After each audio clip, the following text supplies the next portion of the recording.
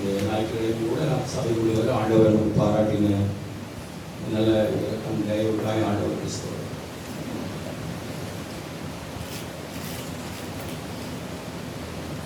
நம்மை ஆண்டவர் வெளிப்படுத்த விசேஷம் 12ஆம் அதிகாரம். இரவும் பகலும்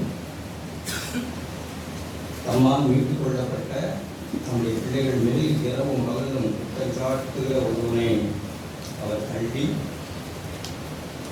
நீ ஒழுங்கு லாயக்கில், நீ அதை செய்ய இதை செய்ய, எப்போ பார்த்தாலும் ஒரு அக்யூசேஷன் போயிருக்கு. அப்படிப்பட்ட ஆவியுடனே இருக்கிற அந்த பிசாசானவனை தள்ளி, அதனால் நீ ஒழுங்கு லாயக்கில், நீ அப்படி இல்லை இப்படி இல்லைன்னு சொல்லி மடம் பிடிக்கப்பட்ட ஜனத்தை அவர் மீட்டு சீயோனுக்கு கொண்டு வரும். ஏசாயா 35ஆம் அதிகாரம் 10ஆம் வசனத்திற்கு நாம் வாசிக்கிறோம். அவர் அவருடைய ஜனத்தை மீட்டு, அவர் அப்படி கர்த்தரால் மீட்கப்பட்டவர்கள், 10ஆம் வசனம், கர்த்தரால் மீட்கப்பட்டவர்கள் திரும்பி, அவர்கள் மீட்கப்பட்ட ஜனமானாலும் ஒரு குற்றஞ்சாட்டுகிறவனும் பொய்யனும் பொய்க்கு பிதாவுமாய் சதா நம்மளை ஏதாவது ஒரு வகையில் மடங்கடிக்கணும்னு நினைச்சு அவன் கையிலிருந்து நம்ம மீட்டு ஆண்டவர் சீவனுக்கு கொண்டு வந்து அவருடைய ஆனந்த கழிப்பாக பாட வைத்து நித்திய மகிழ்ச்சி, ஏதோ இந்த அற்ப சொற்பமான இந்த பூமிக்குரிய மகிழ்ச்சி அல்ல, நித்திய மகிழ்ச்சி. இதெல்லாம் நம்ம விளையும் கொள்ளணும். நமக்கு இருக்கிற மகிழ்ச்சி அற்ப சொற்பமான மகிழ்ச்சியா, இந்த பூமிக்குரிய மகிழ்ச்சியா, அல்லது மீட்பின் மகிழ்ச்சி, மீட்கப்பட்டோம் ரட்சிக்கப்பட்டோங்கிற மகிழ்ச்சியா, நம்முடைய பாவம் மன்னிக்கப்பட்டது, நித்தியமாய் நிலைத்து இருக்கிற கிறிஸ்துவின் சமாதானம், கிறிஸ்துவின் சந்தோஷமா நம்முடையது அப்படி நாம் சிந்தித்து நித்திய மகிழ்ச்சி அவருடைய தலைமையில் இருக்கு. சும்மா இந்த உலகம் கொடுக்கிற ஒரு அற்ப சொற்பமான சந்தோஷங்களை அனுபவிக்க நாம் பார்க்கிறோம். மீட்கப்பட்ட ஜனங்களுடைய அழைப்பு அப்படி அல்ல. மீட்கப்பட்ட ஜனங்களுடைய அழைப்பு நித்தியமாய் நித்திய ஜீவன், நித்திய மகிழ்ச்சி, அழியாத மகிழ்ச்சி அவர் தலைமையில் இருக்கு. சந்தோஷம் மகிழ்ச்சி அடையும்படி செய்து சஞ்சலத்தையும் தவிப்பையும் மாற்றி ஆண்டவரால் மீட்கப்பட்ட ஜனங்களை இப்படிப்பட்ட, அதாவது நாம் பாவத்திலும் அக்கிரமத்திலும் எபேசியர் இருக்கிறபடி ஒரு காலத்தில் நாம் இப்படியெல்லாம் கிடந்தோம். தேவன் நம்மை மீட்டார். இப்ப இந்த குற்றச்சாட்டுகிறவன் பல விதங்கள் ஆண்டவருடைய பிள்ளைகளை மடங்கடிக்கப்பார். தேவன் நமக்கு என்ன சொல்லி இருக்கிறார் அதை ஆழமா விசுவாசிக்க கூடாதபடிக்கு இங்க வெளிப்படுத்தே நான் வாசிக்கிறேன். சாட்சியின் வசனத்தினாலும் அவருடைய இரத்தத்தினாலும் அவனை ஜெயிக்க தெரியாதவர்களாய், மடங்கடிக்கப்பட்டவர்களாய், குனிந்தவர்களாய், சிலர் பிசாசோடைய சேர்ந்து இங்கேயும் உட்கார்ந்துருக்கோம். அவருக்கு அதான் பொழுது வேலை, இங்கேயும் ஒரு சிலருக்கு அதான் பொழுது வேலை. ஆனால் ஆண்டவர் அப்படிப்பட்ட நிறுத்தி, தலைகளை நிறுத்தி நம்பிக்கை வசனங்களை அவர்களுக்கு தந்து அவர்களோடு பேசுகிற ஒரு வார்த்தையை பாருங்க. அப்போ யோவான் சுவிசேஷம் 6ஆம் ஆண்டவர் மிகுந்த நம்பிக்கையாய் நம்முடைய பிள்ளைகளுக்கு சொன்ன வார்த்தை, வார்த்தையோட விசுவாசித்து தான் நம்முடைய ஆவியை நாம் உற்சாகப்படுத்துகிறோம். 37ஆம் வசனம், பிதாவானவர் எனக்கு கொடுக்க யாவும் என்னிடத்தில் வரும். இது உட்கார்ந்து இருக்கிற ஒவ்வொரு பிள்ளையும் நம்ம அப்படித்தான் வந்திருக்கோம். சீயோனுக்கு வந்தோம் அப்படின்னா நமக்கு ஒரு ஆழமான விசுவாசங்கிற அடிப்படையாக, அதான் பேசிக்ஸ். அந்த பேசிக்கை தான் நம்ம உட்காந்துருக்கோம். அது என்ன அந்த அடிப்படை அப்படின்னா, பிதாவானவர் இயேசுவினிடத்திலே கொடுத்தவர்கள் நாம். பிதாவானவர் எனக்கு கொடுக்க யாவும் என்னிடத்தில் வரும். அப்படி வந்தவர்கள் தான் நாம். என்னிடத்தில் வருகிறவனை நான் புறமே நாம யோக புஸ்தகத்துல 36ஆம் அதிகாரம் 5ஆம் வசனத்துல வாசிக்கிறோம். நாம் அவர் யாரையும் அவர் புறக்கணிக்க, ஒரு மனுஷனே அவர் புறக்கணிக்க மாட்டார். தமிழத்தில் வருகிற மனுஷன் அப்படி அழைத்து தள்ள மாட்டேன்னு சொல்லி அழைப்பு. 38 என் சித்தத்தின்படி அல்ல, என்னை அனுப்பினவருடைய சித்தத்தின்படி செய்யவே நான் வானத்திலிருந்து இறங்கி வந்தேன். புறமே தள்ளாம என்னிடத்தில் கொடுத்த எந்த மக்களையும் இப்படி யோசித்து பாருங்க. கேட்டிருக்கோ அதை கொஞ்சம் பிதா குமாரன் பரிசுத்த ஆவியானவர் இந்த ரட்சிப்புக்கான திட்டங்களை பேசுகிறான்னு வச்சு அவர் ஏற்கனவே திட்டமிட்டது அது. ஆனால் இப்போ அந்த திட்டத்தை நிறைவேற்ற அவர்கள் ஒரு டிஸ்கஷன்ல ஈடுபட்டார். யார் போவா அப்படின்னு சொன்னா, இயேசு நான் போகிறேன்னு வந்தார். நான் போகிறேன், இந்த காரியமாய் நான் போகிறேன், மீட்கும் பொருளாக என்னை கொடுக்கிறேன், அவர்களை மீட்க நான் என்னையே பலியாக ஒப்பு கொடுக்கிறேன் அப்படின்னு இறங்கி வந்தார். வந்து தமிழத்தில் பிதா யாரையெல்லாம் கொடுத்தாரோ அவரோட ஒருவர் கூட அவர் புறமே தள்ளல. 39 எனக்கு தந்தவைகளில் ஒன்றையும் நான் இழந்து போகாமல் கடைசி நாளில் அவைகளை எழுப்புவதே என்னை அனுப்பின பிதாவுடைய சித்தம் செய்ய வந்தேன்னு சொன்னார்.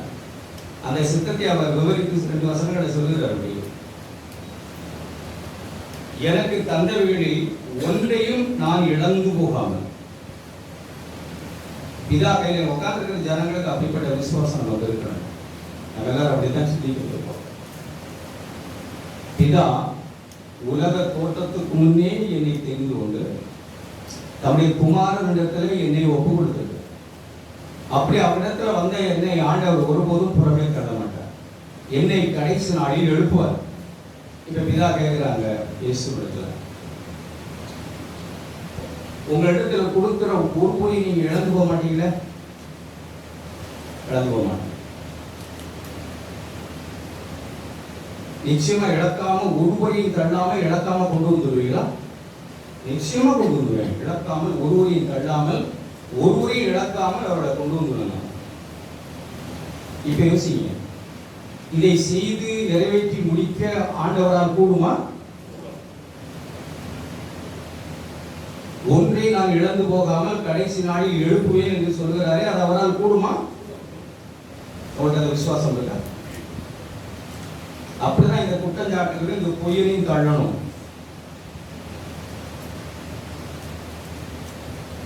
அவர் என்னை எழுப்புவார், கடைசி நாளில் என்னை எழுப்புவார். அதுதான் அவருடைய சித்தம். அதுக்காக தான் வந்தார். இதான் அவர் யாரையெல்லாம் அவர் கையில கொடுத்தாலும் ஒருவரையும் அவர் இழக்க மாட்டார். 40 குமாரனை கண்டு அவரிடத்தில் விசுவாசமாக இருக்கிறவன் எவனோ நான் அவனை கடைசி நாளில் எழுப்போதும் என்னை அனுப்பினருடைய சித்தமாக இருக்கிறது. அப்ப தேவனுடைய முழு விருப்பமும் சித்தமும் பிதாவாக அவர் யாரெல்லாம் நம்ம விசுவாசிக்கிறோமா, சும்மா இதை கடிக்கு வந்து விழுந்தோம், அந்த மதத்தை விட்டோம், இந்த மதத்தை வந்தோம், அந்த மதத்தில் வைராக்கியம், இந்த மதத்தில் வைராக்கியம், அந்த மதத்திலும் கண்மூடித்தனம், இங்கேயும் கண்மூடித்தனம், அங்கேயும் பக்தி இல்லை, இங்கேயும் பக்தி இல்லை, அங்கேயும் குற்றஞ்சாட்டிட்டு இருந்தே இங்கேயும் குற்றஞ்சாட்டிட்டு இருக்கோம். மதம் மாறி இருக்கும், ஆளு மாறாம. அப்புறம் சொன்ன மாதிரி காஞ்ச பாவியா போய் நனைஞ்ச பாவியாவே இருக்கிறது. ஞானஸ்நானம் எடுத்தோம்னு சொல்லிட்டு அதே மாதிரி வாழ்க்கை இல்லை. ஒரு வாழ்க்கை மாற்றம் நம்மிடத்தில் உண்டாகி நாம் அப்படி விசுவாசிக்கிறான். நான் என்னை அவர் கடைசி நாளில் எழுப்பதை அவரை பற்றி அவரை என் மேல் கொண்டு சித்தம், தேவ சித்தமே அதுதான். இன்னும் 10ஆம் அதிகாரம் எப்படியெல்லாம் நம்பிக்கை கொண்டவர்களாக இருந்தால் நாம் இந்த குற்றச்சாட்டுகளை நமக்கே வருகிற அதிகாரிகளையும் சூழ்நிலையும் நாம் எப்படியெல்லாம் தள்ள முடியும். 15ஆம் வசனம் 10-15 நான் என்னுடையவர்களை அறிந்தும், யோவான் 10ஆம் அதிகாரம் 15 நான் என்னுடையவர்களை அறிந்தும் என்னுடையவர்களால் அறியப்பட்டும் இருக்கிறேன். ஆடுகளுக்காக என் ஜீவனை நான் 27ஆம் வசனம் என் ஆடுகள் என் சத்தத்திற்கு செவி கொடுக்கிறது, நான் அவைகளை அறிந்திருக்கேன், அவைகள் எனக்கு பின் செல்லும். உண்மையாவே பிதாவானவர் நம்மை உலக தோற்றத்துக்கு முன்னே அழைத்தார், அவர் இயேசுவிடத்தில் கொடுத்தார், அவர் என்னை தள்ளல, அவர் என்னை கடைசி நாளில் எழுப்புவதே பிதா என்னை அனுப்பின சித்தம் என்று நம்மை குறித்த ஆழமான ஒரு விருப்பம் தவிப்பும் உடையவராக அவர் இருக்கிறார்னா நமக்கு ஒரு இருதயத்தில் நல்ல பிடிப்பு இருக்கா, சந்தோஷமா இருக்கா, நித்திய மகிழ்ச்சி நம்முடைய தலையில் இருக்கா, சந்தோஷம் நமக்கு அப்படி சந்தோஷம் இருக்கா. எங்கேயும் சபைக்கு வந்த ஞாயிற்றுக்கிழமை 2 மணி நேரம் இல்லை, ஒரு சிலர் எந்த தெய்வ பயமும் இல்லாம உட்காந்துருக்கும். அதுதான் ஒரு தெய்வ பயம் இல்லை, பரவாயில்ல. ஆனால் தேவன் நமக்கு தெய்வ பயத்தை தந்து நம்மை எதற்காக அழைத்தார் என்று நம்மளை நினைப்பூட்டி இங்கு எழுதுகிறபடி என் ஆடுகள் என் சத்தத்திற்கு செவி கொடுக்க வைத்து நான் அவைகளை அறிந்திருக்கேன், அவைகள் எனக்கு பின் செல்கின்றன. நான் அவைகளுக்கு 28ஆம் வசனம், நான் அவைகளுக்கு நித்திய ஜீவனை கொடுக்கிறேன், நித்திய மகிழ்ச்சி நித்திய வாழ்வு நான் கொடுக்கிறேன், அவைகள் ஒரு காலம் கெட்டு போவதில்லை. இப்படிப்பட்டதான ஆழமான அஷூரன்ஸ், நம்பிக்கை, தைரியத்தை தேவன் நமக்கு கொடுக்கிறார். நான் ஒரு காலம் அவர்கள் கெட்டு போவதில்லை, ஒருவனும் அவைகளை என் கையில் இருந்து பறித்துக் கொள்வதும் இல்லை. இப்படியெல்லாம் நமக்கு நம்பிக்கை இருக்கா? இப்படி நம்பிக்கை இருக்காரு தான் நமக்கு சீனை கூப்பிட்டாங்க. இங்க கூப்பிட்டு வந்து சும்மா குழப்படி பண்றது இல்லை, வாழ்க்கை முழுசா குழப்பிக்கிட்டே கிடக்கிறது இல்லை, பிறரையும் குழப்பிக்கிட்டே இருக்குது இல்லை. இங்க வந்து நம்பிக்கை மேல் நம்பிக்கை, கிருபை மேல் கிருபை, மகிமை மேல் மகிமை அடைந்து மறுரூபமாக ஒரு வாழ்க்கைக்கு தான் சீயோனுக்கு வந்திருக்கிறோம். நித்திய மகிழ்ச்சி ஆனந்த கழிப்புடன் பாடி அதுக்குதான் சபைக்கு நாம வந்திருக்கிறோம். இங்க வந்து ஆண்டவர் நம்மகிட்ட என்ன சொல்றாங்க, நான் அவர்களுக்கு நித்திய ஜீவனை கொடுக்கிறேன். நம்மளை பார்த்து அப்படி டைரக்டா சொல்றாங்கன்னா என் ஆடுகளுக்காக நான் நித்திய ஜீவனை கொடுக்கிறேன். அப்படி நிச்சயம் இருக்கிற மனசுல நமக்கு எப்ப பார்த்தாலும் பாதிக்கிட்டு, எப்ப பார்த்தாலும் ஒரு ஒரு நிம்மதி இல்லாத அல்லது செத்து செத்து செத்து பிழைக்கிற ஒரு வாழ்க்கை, சந்தேகப்பட்டு பிழைக்கிற ஒரு வாழ்க்கை. சில நேரம் பாவம் நான் அப்படி யோசிக்கிறேன், பாவம் செய்துட்டோம், சரி தவறு நடந்துட்டு ஏதோ தப்பு செஞ்சுட்டோம், ஆண்டவர் என்ன செஞ்சீங்கன்னு கேட்கணும். அடுத்து ஆண்டவர்கிட்ட மன்னிப்பு கேட்டேன், சரி ஆண்டவர் மன்னிச்சுட்டாரா? மௌனம். ஆண்டவர் மன்னிச்சுட்டாரா பாவத்தை? மௌனம். இன்னும் ஒன்றும் தெரியல. நமக்கு கர்த்தருடைய வார்த்தை மேல ஆழமான விசுவாசம் இல்லை. எப்படி எழுதியிருக்கு? ஒழியாமதான் நம்முடைய பாவங்களை ஒழியாமல் 1:9 நம்முடைய பாவங்களை நாம் அறிக்கையிட்டால் நம்முடைய பாவங்களை மன்னித்து நம்முடைய அநியாயத்தை நீக்கி நம்மை சுத்திகரிப்பதற்கு இயேசு உண்மையும் நீதி உள்ளவராக இருக்கிறார். நான் அவரிடத்தில் அறிக்கை செய்தே அவர் என்னை சுத்திகரிக்க உண்மையுள்ளவராக இருக்கிறார். தைரியமா இருக்க முடிய மாட்டேங்குது. சபைக்கு வந்தா தேவன் அப்படியெல்லாம் தைரியத்தை கொடுத்துதான் வந்தது. நாம மீட்கப்பட்டோம்னு சொல்றோம், ரட்சிக்கப்பட்டோம்னு சொல்றோம். எப்படி ரட்சிக்கப்பட்டோம்? என்னதை விசுவாசித்தோம்? ஏதோ முன்ன பின்ன எதையாவது உடனே பேசிக்கிட்டு எதையாவது உடனே அப்புறம் பாவம் மன்னிக்கப்பட்டுச்சானா இல்லை, நீதிமானா ஒண்ணும் தெரியல. இப்ப செத்தா ஆண்டவருக்கு வந்துட்டா பரலோகம் போவோமான சரி குழப்பம். ஒரு நம்பிக்கையும் இல்லை. இதுவா ஆண்டவர் கொடுக்க சீவன் கலைச்சது இல்ல, அப்படியெல்லாம் இல்லை. ஒரு காங்கிரீட்டா ஆழமாய் நம்முடைய இருதயத்தில் ஒரு நம்பிக்கை வைக்கத்தான் ஆண்டவர் வந்தாங்க. எந்த நேரத்தோடு எப்பவும் ஆண்டவர் இப்ப வந்துட்டா நான் போக ஆண்டவர் என்னை ஆயத்தப்படுத்தி இருக்கிறாருங்கிற நம்பிக்கை தரத்தான் வந்தார். சும்மா ஏதோ தானோட ஏதோ ஒரு குறிப்பிட்ட வயசு 60-70 வயசு ஆனா தந்துருவாங்கன்னா 12 வயசுல தந்துருவாங்க இந்த நம்பிக்கை எல்லாம். 12 வயசுல ரட்சித்து அந்த நம்பிக்கை தந்துருவாங்க இருதயத்துல. இப்ப ஆண்டவர் வந்துட்டா போவே ஒரு 12 வயசுக்கு பிள்ளைக்கு இருதயத்தில் தேவனால் கொடுக்க முடியும். அதைத்தான் நம்ம ரட்சிப்புன்னு சொல்றோம். இல்ல உங்களை மாதிரி 70 வயசு ஆனா நம்பிக்கை தருவதா? ரட்சிக்கப்பட்ட ஒவ்வொரு எல்லாருக்கும் இருதயத்தில் அப்படிப்பட்ட ஆழமான நம்பிக்கை தரதான் ஆண்டவர் கொடுக்குறாங்க. ஒரு வசனம் எபேசியர் புத்தகத்துல அப்படி யாருமே எழுதி அந்த நாட்டில் வாசிச்சாங்க. பரிசுத்தாவியை பெற்றோமா பல குழப்பங்க சிலர்கிட்ட. உடனே புரியல, சுவிசேஷமே புரியல அப்படின்னு கூட சொல்லலாம். பரவாயில்ல, தேவன் நம்ம புரிய வைக்கவும் நம்மளை நம்பிக்கை பெருகவும் நம்மளை உற்சாகப்படுத்தவும் தான் சபை கிடைச்சிருக்காங்க. தெரியல அப்படியே விட்டு விடவோ அல்லது நம்பிக்கை இல்லாமல் இருக்கிறேன், இங்கே வந்து நம்பிக்கை இல்லாமல் இருக்கிறதுக்கு படுகிறது. அவர் திரும்ப திரும்ப நமக்கு நம்பிக்கையின் தேவை, நம்பிக்கை கொடுக்கிற தேவன். அவர் சோர்ந்து போகிறதே இல்லை. அவர் சத்துவம் இல்லாதவருக்கு சத்துவத்தையும், பலன் இல்லாதவருக்கு பலனையும் கொடுக்கிற தேவன். ஏசாயா 40 நாம ரட்சிக்கப்பட்ட போது என்னெல்லாம் நடந்திருப்பார். எபேசியர் புத்தகம் 1ஆம் அதிகாரம் நாமும் அப்படின்னு வாசிக்கலாம். நான் 10 13 நான் ரட்சிப்பின் சுவிசேஷமாகிய சத்திய வசனத்தை கேட்டு விசுவாசியானேன். நம்ம ஒவ்வொருத்தரும் அப்படி மனசை வைக்கலாம். ரட்சிப்பின் சுவிசேஷம் கேட்டேன், சுகமாகும்னு கேட்டேன். அது என்ன ரட்சிக்காது, அது இந்த பூமிக்கு உதவும். சாப்பாடு கேட்டேன், கொடுத்தாங்க. நோய் ஜெபிச்ச நோய் போயிடுச்சு. பிள்ளைகளுக்கு படிப்பு, வீடு, அது இதெல்லாம் கேட்டா அதெல்லாம் கிடைச்சு. அது நிச்சயத்துக்கு உதவாது, அது இங்கே முடிஞ்சிடும். இதெல்லாம் ரட்சிப்பின் விசுவாசம் அல்ல. இந்த பூமிக்கு இதெல்லாம் கேட்டே கொடுத்தாங்க, அது ரட்சிப்பதற்கான விசுவாசம் இல்லை. அது ரட்சிக்காத நம்மை. அது இந்த பூமியில வேணா சளியை போக்கும்.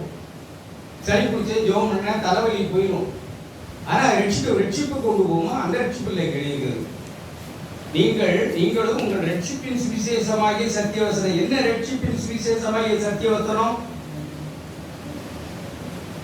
என்னை ரட்சிக்கக்கூடிய சத்தியவசனம் என்ன? இங்க ஆதியாகமத்திலிருந்து வெளிப்படுத்துற வரைக்கும் சத்தியவசனம் தான். என்னை ரட்சிக்கக்கூடிய சத்தியவசனத்தை என்ன கேட்டோம்? தேவன் அவங்க அப்படித்தான் புரிய வைத்து நம்ம விடுவிக்க தான் வந்திருக்காங்க. நம்ம ரோமர் 4 கடைசி வாசிக்கிற எல்லாரும் எத்தனையோ முறை நான் வாசித்தோம். அவர் நம்முடைய பாவங்களுக்காக ஒப்பு கொடுக்கப்பட்டு நான் நீதிமானுக்காகப்படும்படிக்கு எழுப்பப்பட்டு இருக்கிறார். அது ஏதோ அந்த கடகடன்னு படிச்சுட்டு நான் ரட்சிக்கப்பட்டேன், ஞானஸ்நானம் எடுத்துட்டேன், நல்லா இருக்கு இந்த மதம். சிலர் அந்த மதத்தில் இருக்கும் போதும் கலாட்டா பெருவழிகள், வேலை செஞ்ச இடம் உருப்படல, நண்பர்கள் உருப்படல, எல்லாத்துலயும் கலாட்டா. அந்த மதத்துக்கு இருக்கும்போது இந்த மதத்துக்கு வந்த போதும் அதே தான் இங்கேயும் அதான் நடக்கு. இங்கேயும் யாரையும் நல்லா ஆக்கப்படுறதில்லை, நல்லா ஆகுறதும் இல்லை. தானும் நல்லா ஆகுறதில்லை, பிறகே நல்லா ஆக்கப்படுகிறதில்லை. ஏதாவது ஒரு முட்டுக்கட்டையை போடணும்னு இருக்கிறவர்கள் மதவாதிகள். அந்த மதத்துக்கு இந்த மதத்துக்கு வந்துடும், அவ்வளவுதான். ரட்சிப்பின் சுவிசேஷமாகிய சத்திய வசனத்தை கேட்டு இருதயத்தில் குத்தப்பட்டு ஆழமாய், தேவனே என் பாவத்துக்காய், எனக்கு வர வேண்டிய ஆக்கினைக்காய், எனக்கு பண்ண வேண்டிய தண்டனைக்காய், எனக்கு பண்ண நரகாக்கினைக்காய் பதிலாய் நீ மரித்து உயிரோடு எழுந்திரே என்று இருதயத்தில் குத்தப்பட்டவர்களாய் மார்பில் அடித்துக் கொண்டு கண்ணீரோடு பாவங்களுக்காய் அனுதவித்து அல்லது துக்கித்து மனஸ்தாபப்பட்டு மனம் திரும்பினவர்கள். அப்படித்தான் இங்க இதெல்லாம் படிக்கணும். துக்கப்பட்டு, துயரப்பட்டு, மனஸ்தாபப்பட்டு மார்பில் அடித்துக் கொண்டு, ஆண்டவரே என் பாவம் எவ்வளவு பெருசு ஆண்டவரே, நான் பாவி ஆண்டவரே, அப்படியே துக்கித்து அந்த ரட்சிப்பு வசனத்தை கேட்டவர்கள் தான் விசுவாசிகளாகவே மாற முடியும். சும்மா இங்க ஏதோ வந்தா அது போச்சு, இது போச்சு, அது கிடைச்சது, இது கிடைச்சது, அது இங்க அழிஞ்சு போகிற சாதாரண விசுவாசம். அது ரட்சிப்பின் விசுவாசம் அல்ல. அது நம்மளை ரட்சிக்காது. சுகமாக்கும், பணம் கொடுக்கும், வீடு கட்ட வைக்கும், வெளிநாடுகளுக்கு பறக்க வைக்கும். அவ்வளவுதான். அங்க பறக்க வைக்காது. அந்த விசுவாசம் ரட்சிக்காது. பாவத்திலிருந்து நம்ம ரட்சிக்காது. அது ரட்சிப்பின் சுவிசேஷம் இல்ல. இப்படி நாம சத்திய வசனத்தை கேட்டிருந்தோம்னா அது நம்மை ரட்சிக்கப்படைச்சது, நம்மை விசுவாசியாய் மாற்றும். அப்படி விசுவாசியாய் ஒருவன் மனம் திரும்பி, ஆழமாய் மனம் திரும்பி இருந்தால், அப்படிப்பட்ட மனுஷர் வாக்குத்தத்தம் பண்ணப்பட்ட பரிசுத்த ஆவியினால்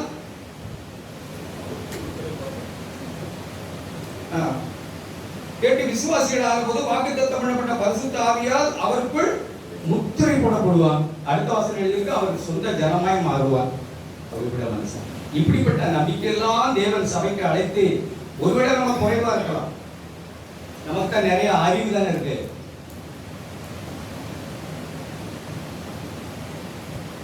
நிறைய அறிவு தானே இருக்கு. அறிவு இல்ல, மத அறிவு தான் இருக்கு. என்னை பொறுத்தவரை நான் சொல்ல விரும்பலதான். மத அறிவு எவ்வளவு பேர் உண்மையாவே ரட்சிக்கப்பட்டவர்கள் நாம் இங்க உட்கார்ந்து பரிசுத்த ஆவியினால முத்திரை போட அவர் சொந்த ஜனம். என்னை சீயோனுக்கு அழைத்து நித்திய மகிழ்ச்சி என் தலைமைகளுக்கு ஆனந்த கழிப்புடன் பாடிக்கொண்டு வாழ, சஞ்சலமின் தவிப்பை நீக்கி, குற்றச்சாட்டுகளை எப்ப பார்த்தாலும் புறமை தள்ளி, சில குற்றச்சாட்டுகளை நான் அலட்சியம் பண்ணி விடுறேன். அப்படிப்பட்ட மனுஷர்களையும் நான் அலட்சியம் பண்ணி விடுறேன். அப்படிப்பட்ட மனுஷனோட ஐக்கியம் கூட பண்ண முடியாது. போக போக வர வர அப்படிப்பட்ட குற்றச்சாட்டோட ஐக்கியமே வைக்க முடியாது. பிசாசோட ஐக்கியம் வைக்க முடியும், அது கூட முடியாது குற்றச்சாட்டோட. இப்படிப்பட்ட கையில் இருந்தால் நம்மளை பிடிக்கி நம்மளை வேறுபடுத்தி நம்பிக்கையின் வார்த்தைகளை நமக்கு கொடுத்து நமக்குள்ளே ஆவியானவர் வந்தாரே, பரிசுத்த ஆவியானவர் முத்திரை போடப்பட்டவன். அந்த ஆவியானவர் என்ன சொல்லுகிறார் நம்ம கேட்டிருக்கோம். ஒருவேளை அது சரியான உதாரணமா இருக்க நம்ம தெரியல, என்னால் நம்ம திரும்ப ஒரு தடவை ரிப்பீட் பண்ணுவோம், அதை ஞாபகப்படுவோம். ஈசாக்குக்கு பெண் பார்க்க எலியேசர் போனார், பெண்ணை அழைச்சிட்டு வந்தார். அதை பல விதங்களை நாம வியாக்கியானம் பண்ணியிருக்கிறோம். அந்த எலியேசரை பரிசுத்த ஆவியானவரை போலையும், ஈசாக்கை கிறிஸ்துவை போலையும், ரெபக்காளை சபையை போலையும், நம்மை போலையும் ரூபகரித்ததை நம்ம பார்த்துருக்கோம். இப்ப அங்க அழைச்சிட்டு வருகிற அப்போ ஒருத்தர் குறுக்கிட்டு, ஒரு திருடனோ யாரோ குறுக்கிட்டு, எங்கேயா போற? எங்க ஊர்லயும் ஒரு எஜமான் இருக்கிறான், இந்த பொண்ணு அழகா இருக்காள, நான் அழைச்சிட்டு போறேன், எங்க எஜமானுக்கு மனைவியா, இந்த 10,000 ரூபாய் தரேன். என்ன நீ, நான் இங்க இருந்து ஒட்டகத்தில் ஏறி போய் அங்க எல்லாம் தேடி கிளி கடைசியா ஒரு பொண்ணை பார்த்து இதுதான் தேவ சித்தம்னு கண்டு கூப்பிட்டு போறேன். 10,000 ஒரு 15,000 கொடுக்க கூடாதா? அப்படிதான் பேசுவார. இன்னும் 10,000 ஒரு 15,000 சேர்த்து கொடு, நீ போமா. அப்படியா? அப்படியே வாழ உருவி ஆறா நீ? அப்படிதான் இருப்பாரு. நமக்குள்ள ஆவி வந்தா நாம் உத்தரவு போடப்பட்டோம், நாம் ஆவியை பெற்றோம்னு சொல்ற சந்தோஷம். அவர் எப்படி நமக்குள்ள இருக்கிறாங்க? நாம இப்ப பின்பற்றுகிற இயேசுதான் யாரு? நாம பெற்றிருக்கிற சுவிசேஷம் தான் என்ன? நாம பெற்றிருக்கிற ஆவிதான் என்ன? அப்போஸ்தலனாகிய பவுல் அதை தெளிவுபடுத்தி பேசணும். ஒரு சுவிசேஷத்துல கொரிந்தியர் புத்தகம், அதை நான் பேச வரல, அதை விட்டு போயிடும். ஞாபகம் இருக்கா? 2 கொரிந்தியர்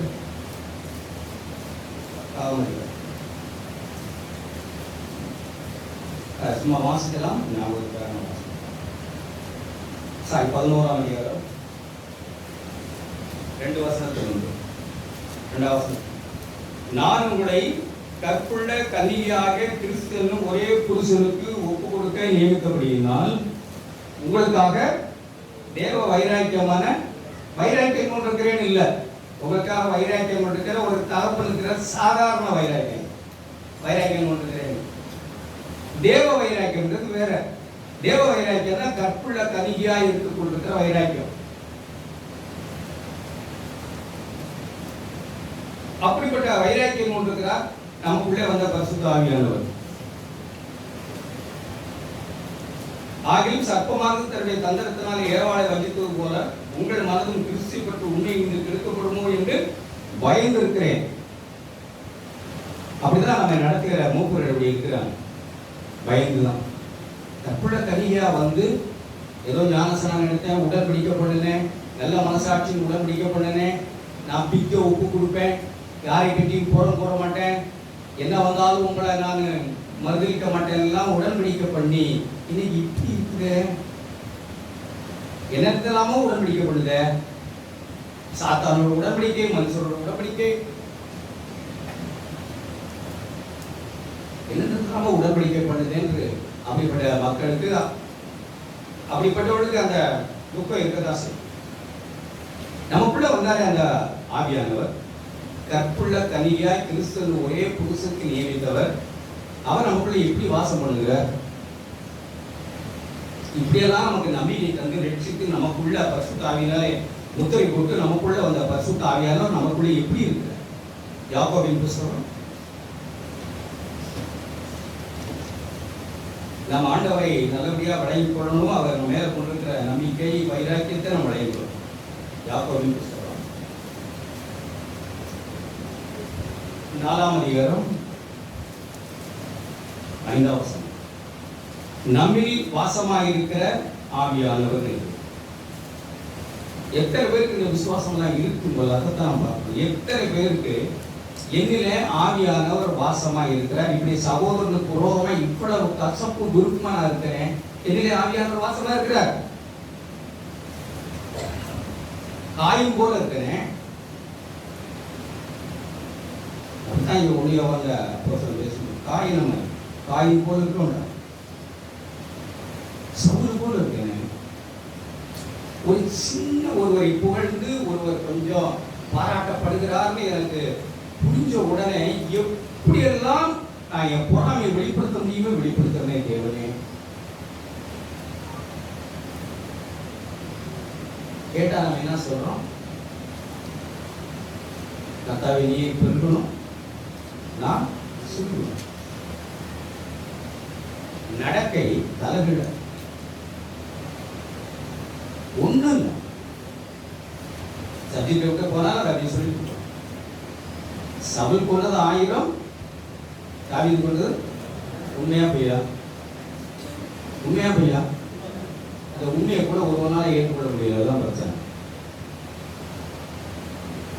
ஆவி இறங்கினவன் தான் சவுல் மேல. தேவ ஆவி அவன் மேல வந்தாருன்னு எழுதி. சவுல் கொண்டது 1000, தாவீது கொண்டது 1000, தாவீது கொண்டது 10000, சவுல் கொண்டது 1000 கேட்டவங்க அவன் இருந்து இவ்வளவு. அப்ப அவனை விட்டு ஆவி போயிட்டு அப்ப தொடங்கி அன்பு முதல் அவனை விட்டு அந்த தேவனுடைய ஆவி போன உடனே தாவீது மேல வந்தாருன்னு அடுத்து எழுதி நீங்க படிச்சு பாருங்க. நான் சொல்ல வரல, ஞாபகம்.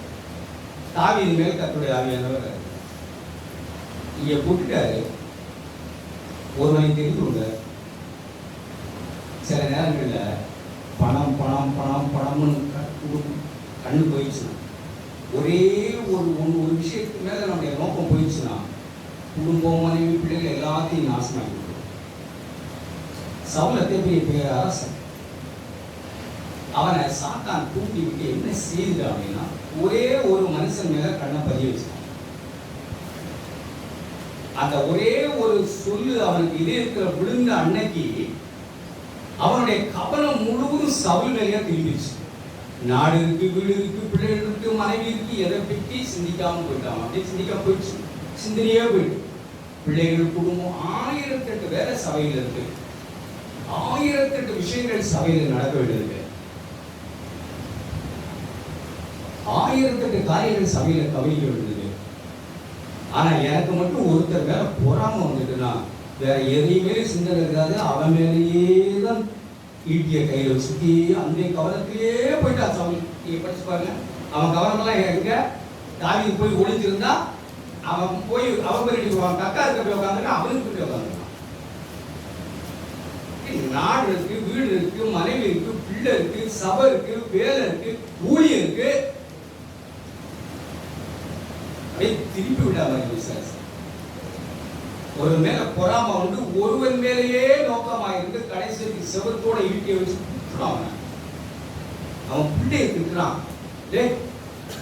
தாவிதாடா உனக்கு சிநேகிதன்? அவங்க அம்மா வேற படிச்சு முன்னாடி மகனேன்னு திட்டுறான். இவன் மகன் தானே அது. இப்ப இவனுக்குள்ள இந்த அசுத்தாய் வந்த பிறகு நீங்க பிள்ளைகள்லாம் எப்படி பண்றீங்க?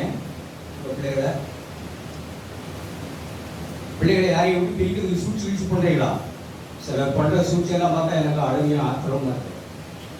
சில நீங்க பண்ற சூழ்ச்சிகளெல்லாம் பார்த்தா அப்பா நீங்க உலகத்தான், நீங்க கிறிஸ்தவர்களும் நம்பிக்கிட்டு இருக்கீங்க. நீங்க இந்த உலகத்துல கற்றுக்கொண்ட பாடத்தை சபையில போட பாக்குறீங்க. தோத்துருவ சகோதரர், அது உலக பாடம், உலக ஞானம். சபை தேவ ஞானமும் தேவ கிருபையிலும் நடக்கிறது. இந்த பஞ்சாயத்து ஞானம், உலக ஞானம் எல்லாம் இங்க கொண்டு வந்து நம்ம இப்படியும் பண்ண பார்க்கக்கூடாது. அதுக்கு செல்லாது. தேவனை அறிந்தவர்கள் அது செல்லாதுன்னு முடிவு பண்ணிடுவாங்க. சிலருக்கு நமக்கு உலக ஞானம் நிறைய இருக்குல்ல. தெருவில் கற்றுக்கொண்ட ஞானம், வேலை ஸ்தலங்கள், அவிசுவாசங்கள் கற்றுக்கொண்ட சூழ்ச்சிகள், தந்திரங்கள், யோசனைகள், அதெல்லாம் தேவ சபைக்கிறதுக்கு. அப்படி திருப்பி விட்டுட்டான், அவன் மேலேயே கண்டு போயிடுங்க. கடைசி வரைக்கும் அப்படியே போயிட்டான். கடைசி கையில ஈட்டி எடுத்தான், அதே ஈட்டிலேயே போய் விழுந்து செத்துட்டான். இதுக்காக மடைக்கப்படும். வரலாம், சூடிக்கப்படலாம். தேவனே நாம் இருக்கிறோம். அருமையடி எதனாலே ஆபேல காயின் கொன்னா? துணிக வந்த அருமையடி எதனால கொன்னா? தன்னுடைய காரியம், அவருடைய காரியம் நல்லா இருந்தது தானே. புல்லாங்கனால் உண்டாகி இருந்து பிசாசினால் உண்டான காயினை போல் இருக்க வேண்டாம். படிப்பாரு புனியவனால் அவன் காரியம் நல்லா இருந்ததுன்னு தானே. போராட்டம் உனக்கு தேவனோட தான் இருந்திருக்கணும். மதிகேடா, ஏங்க என் காணிக்க அங்கேயே இருக்கல, என்ன ஏன் அங்கேயே இருக்கிறேங்க, நான் என்னங்க தப்பு பண்ண ஆண்டவரே போய் நிற்கணும். ஒரு மனுஷனுடைய இறங்கி நிற்கிறது, தோரத்தி விட்டுட்டா. தேவன் தைரியமாய் பார்க்கலாம், ஏன் என் காணிக்க நீங்க அங்கேயே இருக்கல? உங்களுக்கு ஏதாவது பொறாம வருது? நம்மளை விட நல்ல வார்த்தை யாராவது சொன்னா ஏதாவது இழுத்து போடணும் வருது. மறுபடியும் நீங்க பார்க்கல, ஏதாவது ஒரு வகையில ஒருவரை நான் கனவீனப்படுத்தணும், அவமானப்படுத்தணும், ஏதாவது ஒரு வகையில என்ன உண்டாகுது மனசுல. மறுபடியும் கலக்கிற சகோதரர் ஆவி தங்கி இல்லை. அந்த ஆவியானவர் தங்கி இருந்தா அவர் வைராக்கியமா தங்குகிறார். கற்புள்ள கனிகர் சரிமா கூப்பிடாம ஒரு 3 நாள் அவங்க தங்கி இருந்து வாங்க இப்ப என்ன அப்படின்னு சொல்ற ஒரு புருஷனை நம்ம பார்த்துருக்கோம். அதனால என்னப்பா சொந்தக்காரர் தானே, அங்க 3 நாள் தங்கி இரு கூப்பிடுறானே, ஆசைப்பட்டு கூப்பிடுறானே அப்படின்னு சொல்ற ஒரு புருஷனை பார்த்துருக்கோம். நமக்குள்ள வைராக்கியமா இருக்கிற ஆவியானவர் என்ன சொல்லுகிறார், என்ன சொல்றாரு படிச்சு பாருங்க. 4ஆம் வசனம்.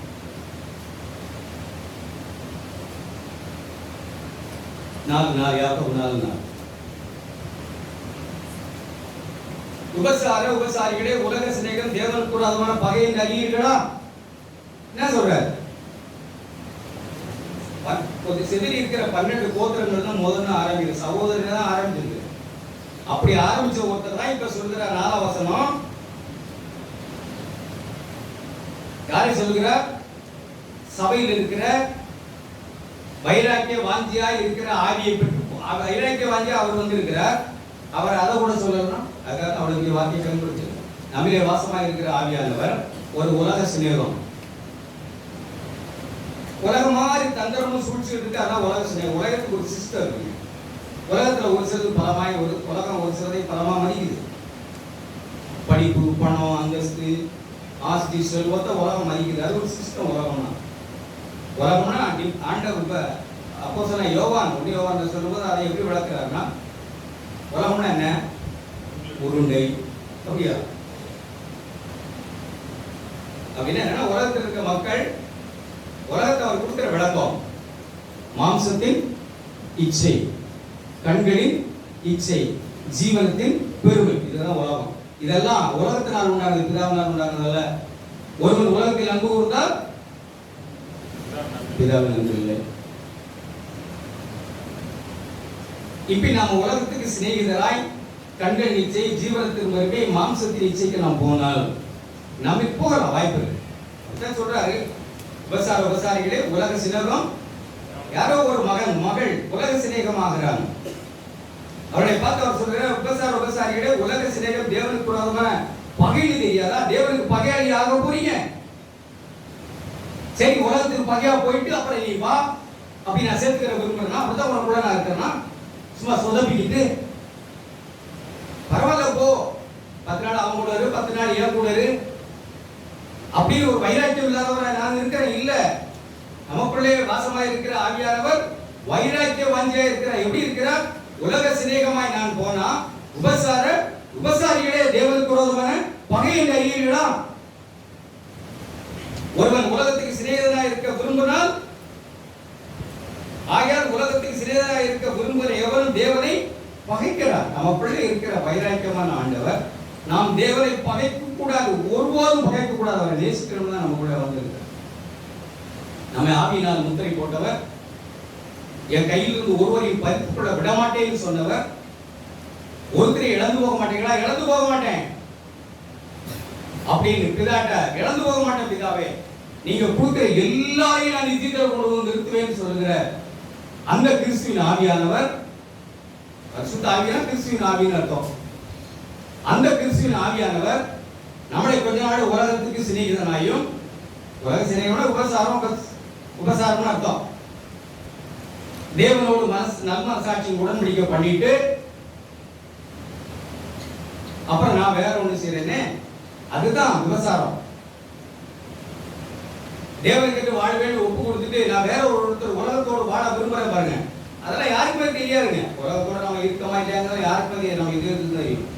அதனாலதான் நமக்கு தந்த ஆவியானவர் எப்படி இருக்காங்க, வைராக்கிய வாஞ்சா இருந்து உபசாரியா இராத மகனே மகளே, நீ தேவனுக்கு பகையா மாறக்கூடாது.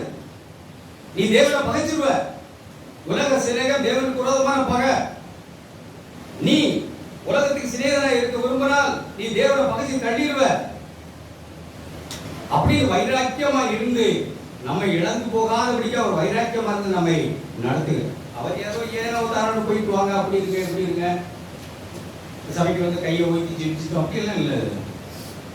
நம்முடைய வீடுகளில் நம்ம தனிப்பட்டவர்களில் நம்முடைய இதுக்கு என்ன சொல்றாங்க, வேணாம்பா, ஏன் இந்த மொபைல் விடுங்க கை வச்சு இக்கட போட்டு, ஏன் இந்த பெருந்தீனி, ஏன் இந்த ஆடம்பரம், ஏன் இதெல்லாம் மனுஷனுடைய தனத்தை தேடுற, இது உலக சிநேகமாக தெரியல, ஏன் இந்த குற்றச்சாட்டோட சத்தத்தை கேட்கிற, நான் இருக்கிற உனக்கு பயப்படாத, கலங்காத, திகையாத, தைரியமாயிரு, ஏன் கலந்துகிற உலகத்தை மாதிரி. உலகம் ஒன்ன பாய்க்கிறது முடிய உலகம் என்ன பகைச்சு ஞாபகம் வச்சு,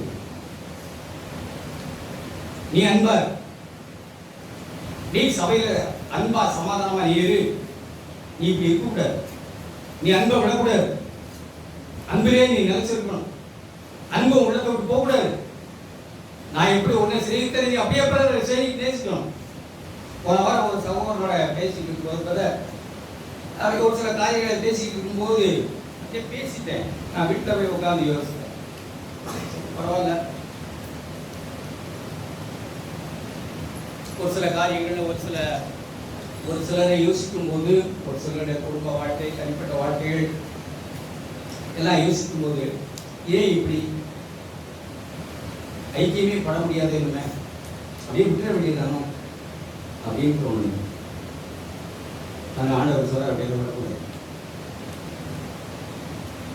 அவரோட ஐக்கிய கூட அவரை நல்லா இருக்கணும். நீ அவரை சிநேகித்து அவரை நீ நல்லா இருக்கணும். அவருடைய இருள் இருந்து அவரை விடுவிக்கணும். அவருக்காக ஜீவனை கொடுத்து அவரை மீட்கணும். அவரை சிநேகித்து மனம் திரும்ப செய்யணும். அவரை பற்றி கபடி பேசாம அவரை நேசித்து விடுவிக்கணும், ரட்சிக்கணும். நான் பேருக்கு விடுவிக்கணும். எவ்வளவு முயற்சி செய்தேன், கேட்டு மகன் கெட்டு போனா அதை என்னால ஒன்றும் பண்ண முடியாது. பேருக்கு ரட்சித்தவன் யூதாசை ரட்சிக்க முடியாதா? அவன் அவ்வளவு பெரிய அன்புக்கே பங்கு வச்சவன். அவருக்குள் பிசாசு வந்து புகுந்தான். இப்ப பிறக்காம இருந்தா நல்லதுன்னு ஆண்டவர் சொல்ற நிலைக்கு ரட்சிக்க முடியல.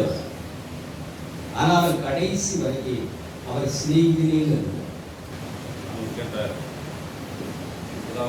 தேவனுக்கு நான் நன்றி செலுத்துகிறேன். நாம் கேட்டது போல நாம் தொடர்ந்து ஆரம்பத்தில் நல்ல அருமையான ஒரு வசனங்களை கேட்டோம். சங்கீதம் 95 சங்கீதம், சங்கீதம் 95 அது எப்படி சகோதரன் சொல்வதனால உற்சாகமாக இருந்தது. அது 730 95 சங்கீதம் 7ஆம் வசனம். அவர் நம்முடைய தேவன், நாம் அவர் மேய்ச்சலின் ஜனங்களும் அவர் கைக்குள்ளான ஆடுகளுமாமே. அவர் நம்முடைய தேவன், அவர் நாம் மேய்ச்சலின் ஜனங்கள், அவர் கைக்குள்ளான ஆடுகள். நாம் யாவரும் ஆண்டவருடைய கைக்குள்ளான ஆடுகளான நாம் யோசிக்கணும். அது 100ஆம் சங்கீதம். அந்த அடுத்த பக்கமே அதே வசனத்தை தேவனுக்கு எழுதுகிறார் பரிசுத்தாவியானவர். 100ஆம் சங்கீதம் 3ஆம் வசனம். கர்த்தரே தேவன் என்று அறியுங்கள், நாம் அல்ல, அவரே நம்மை உண்டாக்கினார், நாம் அவர் ஜனங்களும் அவர் மேய்ச்சலின் ஆடுகளுமாய் இருக்கிறோம். இப்படி மெய்யாவே நம்முடைய இதயத்தில் நாம் ஆண்டவரே நாங்கள் ஒவ்வொருவரும் உங்களுடைய மேய்ச்சலின் ஆடுகளாக இருக்கிறோமான்னு சொல்லி நாம் ஒவ்வொரு நாளும் நாம் நிதானிச்சு ஆண்டவரை இந்த அன்பை நான் புரிந்து கொண்டு நாம் கேட்டது போல யோவான் எழுதின சுவிசேஷம் 6ஆம் அதிகாரத்தில் நாம் கேட்டோம். யோவான் 6ஆம் அதிகாரம் 6:37. பிதாவானவர் எனக்கு கொடுக்கிற யாவும் என்னிடத்தில் வரும், என்னிடத்தில் வருகிறவனை நான் புறமே தள்ளுவதில்லை. என் சித்தத்தின்படி அல்ல, என்னை அனுப்பினருடைய சித்தத்தின்படியே செய்யவே நான் வானத்திலிருந்து இறங்கி வந்தேன். அப்ப பிதா இயேசு இந்த பூமிக்கு அனுப்புறது இயேசுவோட சித்தத்தின்படி இல்லை, பிதாவின் சித்தத்தின்படி. ஆண்டவர் உங்களையும் என்னையும் மெய்யாகவே அவருடைய கைக்குள்ளான ஆடுகளாய் வளர்த்து அந்த நித்திய ஜீவனுக்கு நம்மை நித்திய வாழ்க்கைக்கு நித்திய வாழ்க்கையோட நாம் பரலோகத்தில் போய் அப்படி அங்கே வாழறதுனால அடுத்தது அது முன்னாடியே நம்ம பூமியிலே ரோமர் 8:28-29 படி நம்முடைய குமாரனுடைய சாயலுக்கு ஒப்பாய் இருப்பதற்கு முன்குறிக்கப்பட்ட ஜனங்கள்.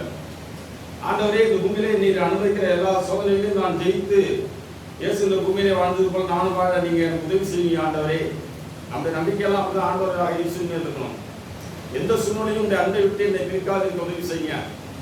ஏன்னா நாம் ஆராதிக்கிற ஆண்டவர் நம்பிக்கையின் தேவன்.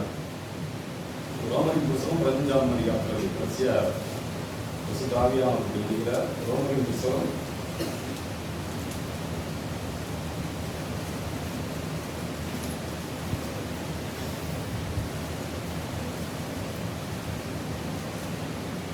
15ஆம் அதிகாரம் 12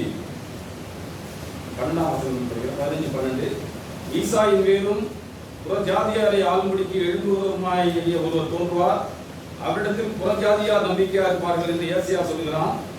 பரிசுத்த ஆவியின் பலத்தினாலே உங்களுக்கு நம்பிக்கை பெருகும்படிக்கு நம்பிக்கையின் தேவன் விசுவாசத்தினால் உண்டாகும் எல்லாவித சந்தோஷத்தினாலும் சமாதானத்தினாலும் நம்மை நிரப்புவாராக. இப்படி நாம் கேட்டது போல ஆண்டவர் சீவனுக்கு ஒரு கூட்ட ஜனங்களை அழைத்து வந்து ஏசாயா 35 படி மெய்யாவே நாம் வீடுகளிலும் வேலை ஸ்தலங்களிலும் நான் ஆராதிக்கிற ஆண்டவர் எனக்கு போதும். நம்மிடத்துல அநேக காரியங்களை நாம் கேட்டோம், நம்ம அதுக்கெல்லாம் போக வேண்டாம். ஒவ்வொருடைய இருதயத்தின் கசப்பு அவனுக்கே தெரியும். அதனால நான் கசப்பா இருக்கிறேன், நான் இனிப்பா இருக்கிறேன்னு நம்ம சொல்ல வேண்டியதில்லை. நான் அன்பா இருக்கிறேன், நான் பொறாமையா இருக்கிறேன்னு நம்ம சொல்ல வேண்டியதில்லை. அன்பு அது ஒரு கேட்டது போல, நாங்கள் கேட்டது போல ஒரு தண்ணி தொட்டியில் தண்ணி மேலே டேங்க் இருக்கு, கீழே தண்ணி போரில் நம்ம எடுத்து தொட்டிக்கு ஏற்றும்போது மோட்டர் போட்டால் தண்ணி ஏறுது. ஏறி ஃபுல்லானோடனே அங்கே அங்கே தண்ணி ஃபுல்லாகி வழியுது. வழியும் போது தண்ணி வழிஞ்சுக்கிறது நமக்கு தெரியுது. ஐயோ எங்கள் வீட்டில் தண்ணி விழுது, எங்கள் வீட்டில் தண்ணி விழுச்சு நம்ம சொல்லிட்டு இருக்க வேண்டியதில்லை. அன்பு நம்ம இதயத்தில் போடுறப்பட்டா அது வழிந்து பிறரை ஆசீர்வதிக்கும். அதனால் நம்ம அன்பை குறித்து நாம் இப்படி ஆண்டவரே நான் என் இதயத்துக்கு அன்பாக எனக்கு உதவி செய்யுங்க, கசப்பு இல்லாமல் உதவி செய்யுங்க. ஏன்னா இதயத்துக்கு கசப்பு இதயத்துக்கு தெரியும், அதுக்கு யாரோ அந்நியன் நடந்தையாக. அதனால் நாம் எப்பொழுதுமே ஆண்டவரே உங்களுடைய அன்பினாலே என்னை நிரப்புங்க. அதாவது சிலரோட அன்பு கழிஞ்சு போகும். அன்பு எபேசியர் புத்தகம் 6ஆம் அதிகாரம்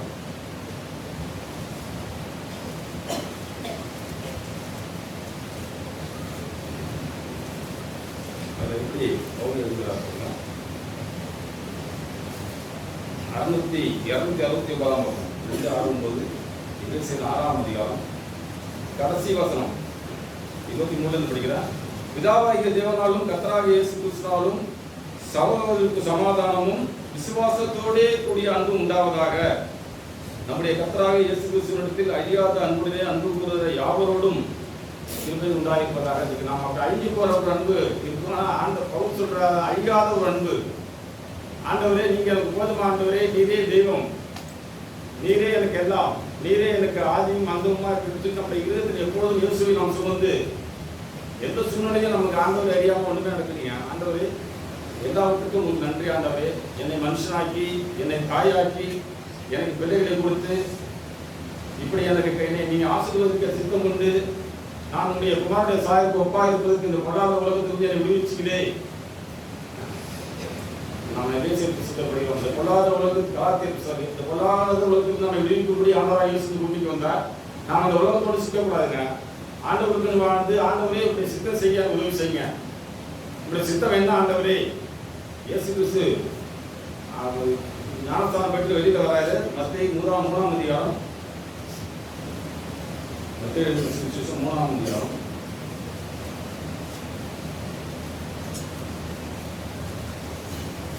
நான் கடனால கடைசிக்கு தான் உற்சாகம் பண்ணேன். 3ஆம் அதிகாரம் 8ஆம் பக்கம் இயேசு ஞானஸ்தானம் பெற்று ஜலத்திலிருந்து கரையேறின உடனே இதோ வானம் அவருக்கு திறக்கப்பட்டது. தேவாவி புறாவை போல் இறங்கி தம்மீர் வருகிறதை யோவான் கண்டார். இயேசுவும் பார்த்துருப்பாங்க. கண்டா அன்றியும் அங்க இன்னொரு அன்றியும் ஒரு அது இல்லாம அப்படின்னு சொல்லி ஒரு விசேஷமான ஒரு காரியத்தை சொல்றாங்க. வானத்திலிருந்து ஒரு சத்தம் உண்டாகி, இவர் என்னுடைய நேசகுமாரன், இவருக்கு பிரியமா இருக்கிறேன் என்று உரைத்தது. இவர் அந்த குடும்பத்துல இருந்தாரு, வந்தாரு, யோவான் ஞானஸ்தானம் பெற்று வெளியில கரையேறாரு. ஆண்டவர் ஆவியானவர் மேல இருந்து இவர் என்னுடைய நேசகுமாரன், இவருக்கு பிரியமா இருக்கிறேன் என்று சொன்னாங்க ஆண்டவரே. அப்படி இயேசுவே நீர் என்ன என்னத்தை ஆண்டவரை கண்டீங்க நீங்க? அவர் அப்பதான் ஊழியத்துக்கு வருகிறார். இயேசு எந்த காரியமும் அற்புதம் செய்யலாம், ஒண்ணுமே செய்யலாம். ஊழியத்துக்கு வர ஞானஸ்தானம் பெற்று வெளில வராரு. அதுக்கு பிறகுதான் அவரு உபவாசிக்கிறாரு, நிறைய காரியங்களை சாதனை காரியங்கள் செய்கிறாரு. அப்ப ஆண்டவரால் அவரு நற்பெயர் நற்சாட்சி வாழும்படி தன்னுடைய குடும்பத்திலே, தன்னுடைய வீட்டிலே தனக்கு பூரணமில்லாத தாயும் தகப்பனும் அவர் கீழ்ப்படிந்து ஆண்டவரே ஒரு சித்தம் செய்ய உதவி செய்யுங்க. அதுதாங்க இயேசு செய்தது. தன்னுடைய குடும்பத்துக்கு முதல் பொறுத்தார். வாழ்ந்து அதை அங்கு சொன்னார், வாழ்ந்து அதை நிரூபித்தார், வாழ்ந்து தன்னை வெளிப்படுத்தினார். ஆண்டவர் எதுவும் இதை சொல்லிட்டே போல, ஆண்டவர் வாழ்ந்து பூமியிலே வாழ்ந்து, ஆண்டவரே நான் என் குடும்பத்துக்கு முன்மாதிரியாக வாழ்ந்து அதை உங்கள் நாமத்தை மையப்படுத்த சொல்லி அந்த 30 வருஷ காலமாய் வாழ்ந்து வாழ்ந்து வாழ்ந்து ஞானஸ்தானத்துக்கு வந்த உடனே தேவனே பரிசுத்த ஆவியானவரே அவர் உத்தரிக்கிறார், இவர் மீது நான் பிரியமா இருக்கிறேன். இப்படி நம்ம வாழ்க்கையில ஆண்டவர் பிரியப்படுகிறாரா என்னோட வாழ்க்கையாக இருந்தா போதுங்க. நாம் யோவான் எழுதின சுவிசேஷம் 17ஆம் அதிகாரத்தில் போகிறோம். அதுக்கு முன்னாடி இன்னொரு வசனத்தை நான் உங்களுக்கு காட்டுகிறேன். நியாயாதிபதி புத்தகம் 5ஆம் அதிகாரம். நியாயாதிபதி புத்தகம் 5ஆம் அதிகாரம். அங்க ரெபேக்காங்கிற ஒரு சகோதரி ஒரு பாட்டு போடுறாங்க. அந்த பாட்டு ஒரு வசனத்தை நான் காட்டிட்டு வரேன்.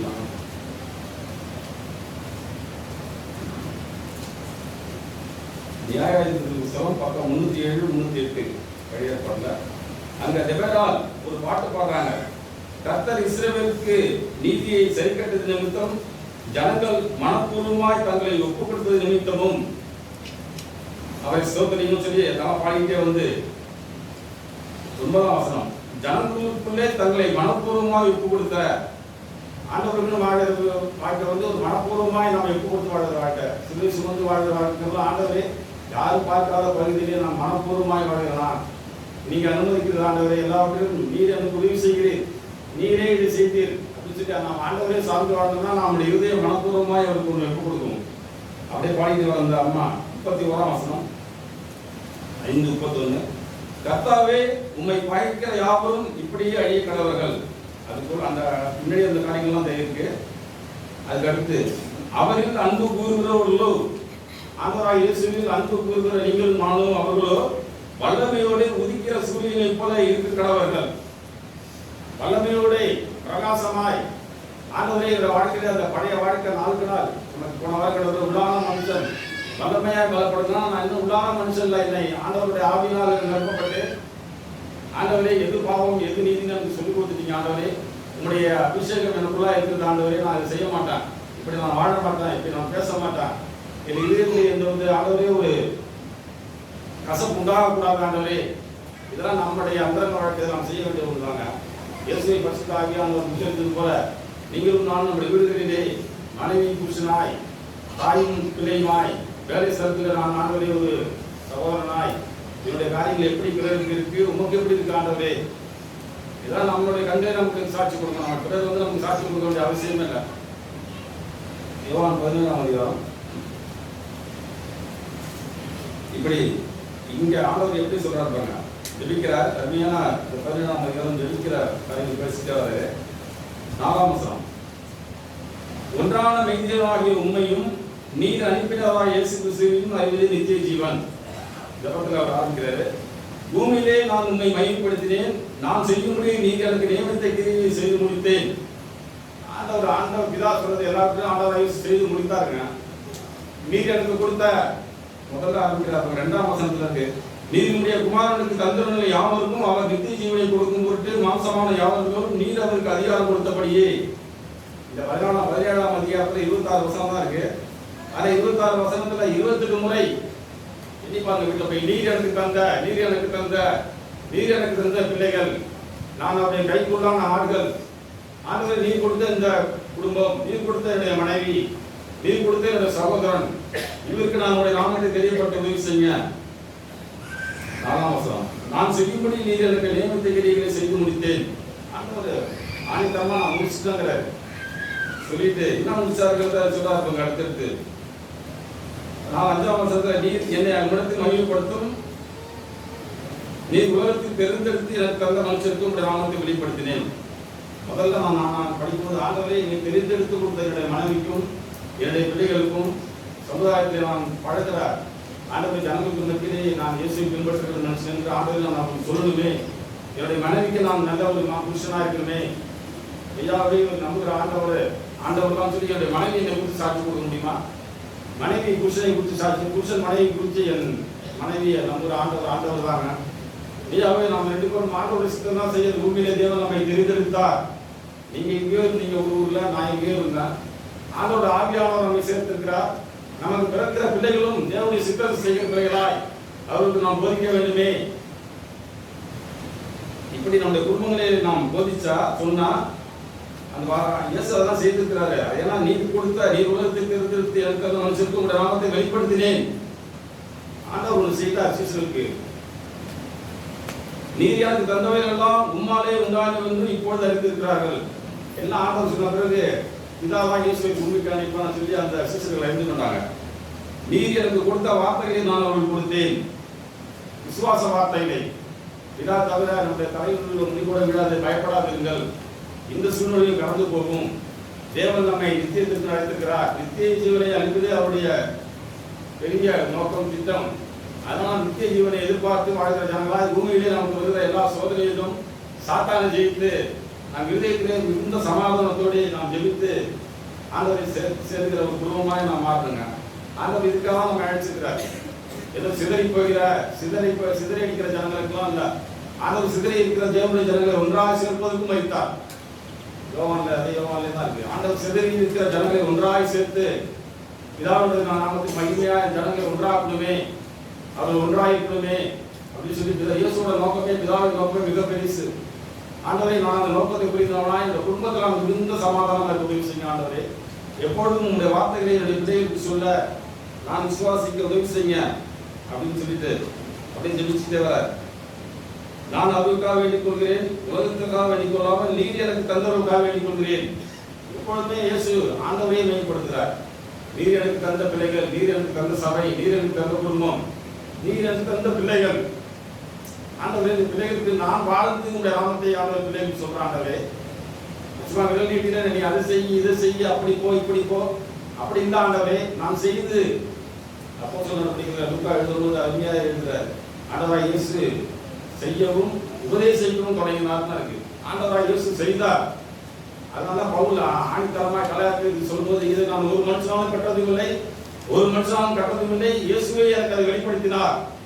அதனால நம்ம வாழ்க்கையில் இயேசுவே நீர் எனக்கு உன்னை வெளிப்படுத்துங்க ஆண்டவரே.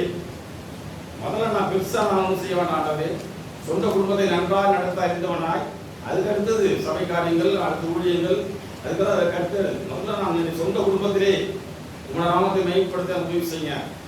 அப்படின்னா மெய்யாவே நம்மை நடத்துகிற ஆண்டவர் நம்மை இச்சைப்பார், நம்மை நடத்துவார். இப்படி அந்த 17ஆம் அதிகாரம் முழுக்க அப்படி சொல்லிட்டு நான் சொன்னது போல 26 வசனங்கள்ல 28 முறை அவர் ஆண்டவரே நீங்கள் கொடுத்த சபை, நீங்கள் கொடுத்த பிள்ளைகள், நீங்கள் கொடுத்த குடும்பம், அதுக்காக நான் வாழ்கிற ஆண்டவர் என்று நம்ம இருதயம் அப்படி ஆண்டவர் மேல ஒரு வைராக்கியம் உண்டா, அப்படியாக ஆண்டவர் நம்மை திருத்தி சிக்ஷித்து ஆண்டோட மாத்திரம் நம்ம நேர்மையா போயிட்டா போதுங்க.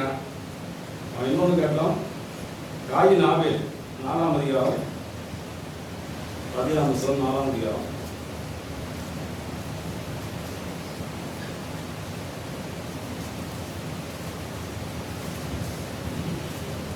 அதுல 2 பேருமே போய் பலியிட போறாங்க. ஆபேல் மந்தையின் தலையிட்டு அவைகள் கொடுமையானவையில் சிலவற்றை கொண்டு வந்தான். ஆபேல் காயின் நிலத்தின் கனிகளை கர்த்தருக்கு கனியாய் கொண்டு வந்தான். ஆபேலும் கொண்டு வந்தான். ஆபேலையும் காணிக்கும் கர்த்தர் அங்கீகரித்தார். அப்படின்னா சரி, கேட்டது போல காயினுக்கு கோபமெல்லாம், ஆண்டவரே நீங்க என்னுடைய காணிக்கை அங்கீகரிக்கிறாண்டவரே, இடத்துல என்ன குறை இருக்கு அப்படின்னு சொல்லி நேர்மையா கேட்க மறந்து தவறிட்டான். அவன் ஆண்டோட சத்தத்தை கேட்காதனால அதுக்கடுத்து காயினை ஆண்டவர் உணர்த்துகிறார். காயினையும் அவன் காணிக்கையும் அவர் அங்கீகரிக்கவில்லை. அப்பொழுது காயினுக்கு மிகவும் எரிச்சல் உண்டாகி, அப்ப அவனுக்கு ரொம்ப எரிச்சல் தான் உண்டாகுது. எரிச்சல் உண்டாகி அவன் முகநாடி வேறுபட்டு போச்சு, மனசு மாறி போச்சு, முகநாடி வேறுபட்டு போச்சு, எரிச்சல் உண்டாயிருக்கு. ஆனா அதெல்லாம் அவன் காட்டாம என்ன செஞ்சுக்கிறான் பாருங்க.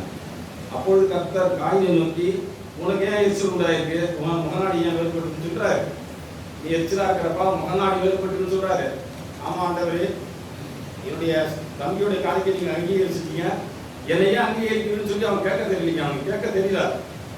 அந்த இருதயெல்லாம் கோபத்திலும் எரிச்சலிலும் இருக்கிறதுனால அவன் என்ன சொல்றான் பாட்டு, ஆண்டவர் சொல்லிட்டே வர, நீ நன்மை செய்தால் நன்மை இல்லையோ, நீ நன்மை செய்யாது இருந்தால் பாவம் உன்னுடைய வாசற்படியிலே படுத்திருக்குங்கிறாரு. அவன் அதெல்லாம் அர்த்தத்தை படித்து அவன் போட்டு போறான். அதுக்கு பிறகு அவன் காயின் தன் சகோதரனுடைய ஆபேரோடையே பேசினான். வாங்கடா பாப்பா தம்பி வா, என்ன பேசிருப்பான். அவனுக்கு கோபமெல்லாம் இருந்துக்குள்ள இருக்கு. அவன் ஆண்டவர் பேசுறத அவன் கேட்கவே இல்லை. வாப்போம் வயல் போய் பார்த்துட்டு வரும் அப்படின்னு சொல்லி வயலுக்கு அடிச்சுட்டு போய் காரியங்களை அவன் கூட தோளில் கையை போட்டு கொண்டு போயிருப்பான். ஏன்னா தம்பி தானே, கொண்டு போய் அவனை அறியாமலே அவனை கொண்டு போடுறாங்க. இப்படி நம்ம வாழ்க்கையில காயினுக்கு உணர்த்துவதற்கு ஆண்டவர் நமக்கு உணர்த்துவார். ஆண்டவரே, அந்த உணர்த்துதலை நாம் பெற்றுக்கொண்டு மனம் திருப்பிட உதவி செய்யுங்க ஆண்டவரே. சபை கூடுதல்ங்கிறது நாம் எதை வந்து போறது இடம் இல்லைங்க. ஆண்டவரே, பாவத்தின் மத்தியினாலே இந்த இருதயம் கடினப்பட்டு போகாதபடிக்கு நாங்கள் வாரந்தோறும் நாள்தோறும் சபை கூடி இந்த வார்த்தைகள் கேட்கிறோம். எங்கள் இருதயம் ஆண்டவரை கசப்பினாலும் வஞ்சகத்தினாலும் நிறையக்கூடாது ஆண்டவரே, மனதிற்கு உதவி செய்யுங்க. ஆனா அதுக்கு பிறகு அவன் காயினை அழுது புலம்புறான். ஆண்டவர் அதற்கும் அதுக்கு பிறகு அவனுக்கு அவன் வழி உண்டாக்குறார். உன்னை யாரும் சொல்ல மாட்டாங்க, பயப்படாத. இப்படி நம்மை தேடி வந்த ஆண்டவர் நம்மை அழித்து போடாதீங்க. அதுக்கு முன்னாடி நம்ம படிச்சோம்னா ஆதாமும் ஏவாளும் பாவம் செஞ்ச பிறகு ஆண்டவர் ஆதாமும் ஏவாளையும் தள்ளி விட்டுக்கலாம். ஆதாம் கூப்பிடுறாரு. ஆதாம் தான் ஆண்டவர்கிட்ட சொல்றான், நான் அப்படி இருக்கிறேன் இப்படி இருக்கிறேன் முடிஞ்சுக்கிட்டு சொல்லி ஆண்டவர்கிட்ட மாயமான காரியங்களை பேசலாம். ஆண்டவர் அவன் கூப்பிட்டு சொல்லி அவனுடைய நிர்வாணத்தை மூட தேவன் அவனுக்கு ஒரு விருதத்தை அளிக்கிறாங்க.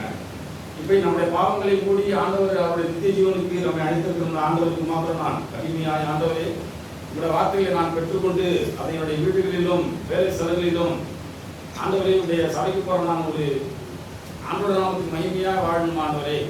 அப்படி நான் வாழ முடியாட்டி கூட பரவாயில்லைங்க ஆண்டவரே. நான் கடந்த நாள் அப்படிதான் வச்சுட்டு, ஆண்டவரே நான் உங்களுடைய நாமத்துக்கு மகிமையாக வாழ முடியலையே, என்ன செய்யலாம், வாழாட்டி பரவாயில்ல. ஆனால் உன் மூலமா தேவனுடைய நாமம் தூஷிக்கப்படா இடப்படாது. உனக்கு ஒன்று செய்ய தெரியலையா, பரவாயில்ல ஆண்டவர், அப்படின்னா நீ என்ன செஞ்சு நெஞ்சு கீழ்ச்சிட்டு வாங்கலாம் என்ன சொல்லவே இல்லைங்க. ஆண்டவரே, என்னுடைய நேர்மையும் உண்மையும் நீங்க பாக்குறீங்க ஆண்டவரே. நான் உங்களுடைய நாமத்துக்கு தூஷணத்தை கொண்டு வராம இருக்கிறேன். நான் பெரிய அற்புதங்கள்லாம் செய்யணும்னு ஆண்டவர் நம்மகிட்ட விரும்புறீங்க. ஆண்டவர் செய்யணும்னு நினைச்சா ஒரு கல்லினாலும் ஒரு கவலினாலும் ஆண்டவரை தாவீதை போல ஆட்களை பயன்படுத்தி காரியங்கள் செய்ய தேவன் வல்லமையுள்ளதா இருக்கிறார். தாவீதை ஆண்டவர் தேர்ந்தெடுத்து கொண்டு போனாருங்க, யாருமே கொண்டு போறாங்க. பெரிய லட்சம் பேர் நிக்கிறாங்க அந்த சவுல் சேனை இல்லை. ஆனா எதுக்கே இருக்கிற அந்த எதிரியை போல யாருக்குமே தைரியம் இல்லை. ஒரு சின்ன பையன் ஆண்டவரா இயேசு இங்க போறது போல தாவீது போய் அவன் தேவனுக்கு அவமானம் நேரிடுகிறது. சவுல் கொண்டு கொடுக்க போறான். சவுளுடைய பாதி ராத்தியானுக்கும் திரும்பி தாவீது இருக்கவே அவனுக்கு ஒண்ணுமே தெரியாது. தேவனுடைய நாமத்தை தூஷிக்கிறானே இந்த அந்நியன், இந்த கோலியாத், இவன் ஆண்டவரை நான் மடங்கடிக்கணும், உதவி செய்யுங்கன்னு சொல்லி அவருடைய வைராக்கியம் எல்லாம் தேவனுடைய நாமம் தூஷிக்கப்படக்கூடாதே. அவன் சின்ன வயசுங்க தாவீது, அவனுக்கு என்ன தெரியும், ராஜா பொண்ண கல்யாணம்னா எவன் பொண்ண கல்யாணம்னா அவனுக்கு என்ன, அவனுக்கு அதெல்லாம் பெருசு இல்லை. ஆண்டவரே வைராக்கியம் வாங்கி உண்டாகணுமே, ஒரு பிரகாசா நான் எழுதணுமே, சாபம் சபையில் என்னோட பாவம் சபையில் நுழையக்கூடாது ஆண்டவரே, அது எது இடத்துலையும் நுழையக்கூடாது, யார் இடத்துலையும் வரக்கூடாது. நமக்கு அப்படிதான் வைராக்கியம் வாங்கி உண்டாகணும். அதை விட்டுட்டு எல்லாம் நாங்கெல்லாம் ஒன்றாய் கூடி கூட்டாஞ்சோறு ஆக்கிறங்கிறது நம்முடைய சபை அப்படி இல்லவே இல்லை. ஆண்டவர் அப்படிலாம் வைக்கவே இல்லை. வெளியேறப்படுற ரத்தத்தை சிந்தி ஆண்டவரே நான் பாவம் என்னை எழுதினீங்க ஆண்டவரே, நானும் பாவம் செய்யக்கூடாது, பிறரையும் பாவம் செய்ய விடாம நான் தடுக்க உதவி செய்யுங்க. இந்த ஆவியாலே நடப்பேன் அப்படின்னா அங்க கோலியாத்தை பயன்படுத்தின ஆண்டவர் அவ்வளவு பெரிய சேனைகளிலே ஒரு சின்ன பையனை பயன்படுத்தி தன்னுடைய நாமத்தை மையப்படுத்தின ஆண்டவர் உங்களையும் பயன்படுத்த வல்லவரா இருக்கிறாங்க. நாலாம் ஒன்று செய்யணும் என்னாலதான் ஆண்டோட நான் மையப்படுத்த அப்படின்னா இல்லவே இல்லை. தேவன் எப்படி சவுலை தெரிந்து கொண்டார், கண்ணை குருடாக்கி அவனுடைய கண்களை திறந்து தேவனே சவுலாகிய பவுலுக்கு தன்னை வெளிப்படுத்தினாருங்க. அதனால அவர் தைரியமா சொல்றாரு, ஒரு மனுஷனாலும் கட்டுறதுக்குள்ளே ஒரு மனுஷனாலும் கட்டுறதுக்குள்ளே தேவனே எனக்கு ஒன்றை வெளிப்படுத்தினார். இப்படி நாம் ஒவ்வொரு நாளும் ஆண்டவரை பார்த்து, ஆண்டவரே நான் உங்களுடைய சித்தம் செய்ய உதவி செய்யுங்க ஆண்டவரே, என்னோட சுய சித்தம் வேண்டாம். என்னைக்கு நாம சுய சித்தம் செய்ய விரும்புகிறோமோ அங்கதான் பாவம் உருவாகுது. என்னை யாரும் மூச்சு விடக்கூடாது, என் மேல யாரும் கை வச்சு சொல்லக்கூடாது, எனக்கு ஒரு அவமானத்தை கொண்டு வந்துடக்கூடாது. சபைனா அது அடுத்தது.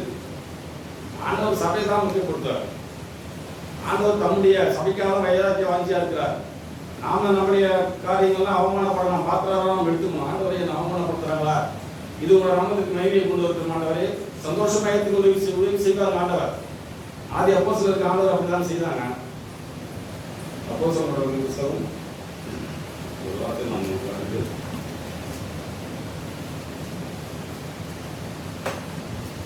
அப்போஸ்தலரோட புத்தகம் 13ஆம் அதிகாரம். அங்க ஆண்டவர் பேசுகிறார். பரிசுத்தாவியானவர் 13:43 நீங்கள் தேவனுடைய கிருபையிலே நிலை கொண்டிருக்கக்கூடிய அவர்களுக்கு புத்தி சொன்னான். இப்படி அனைத்து ஆலோசனைகளை சொல்லிட்டு அவர் வந்து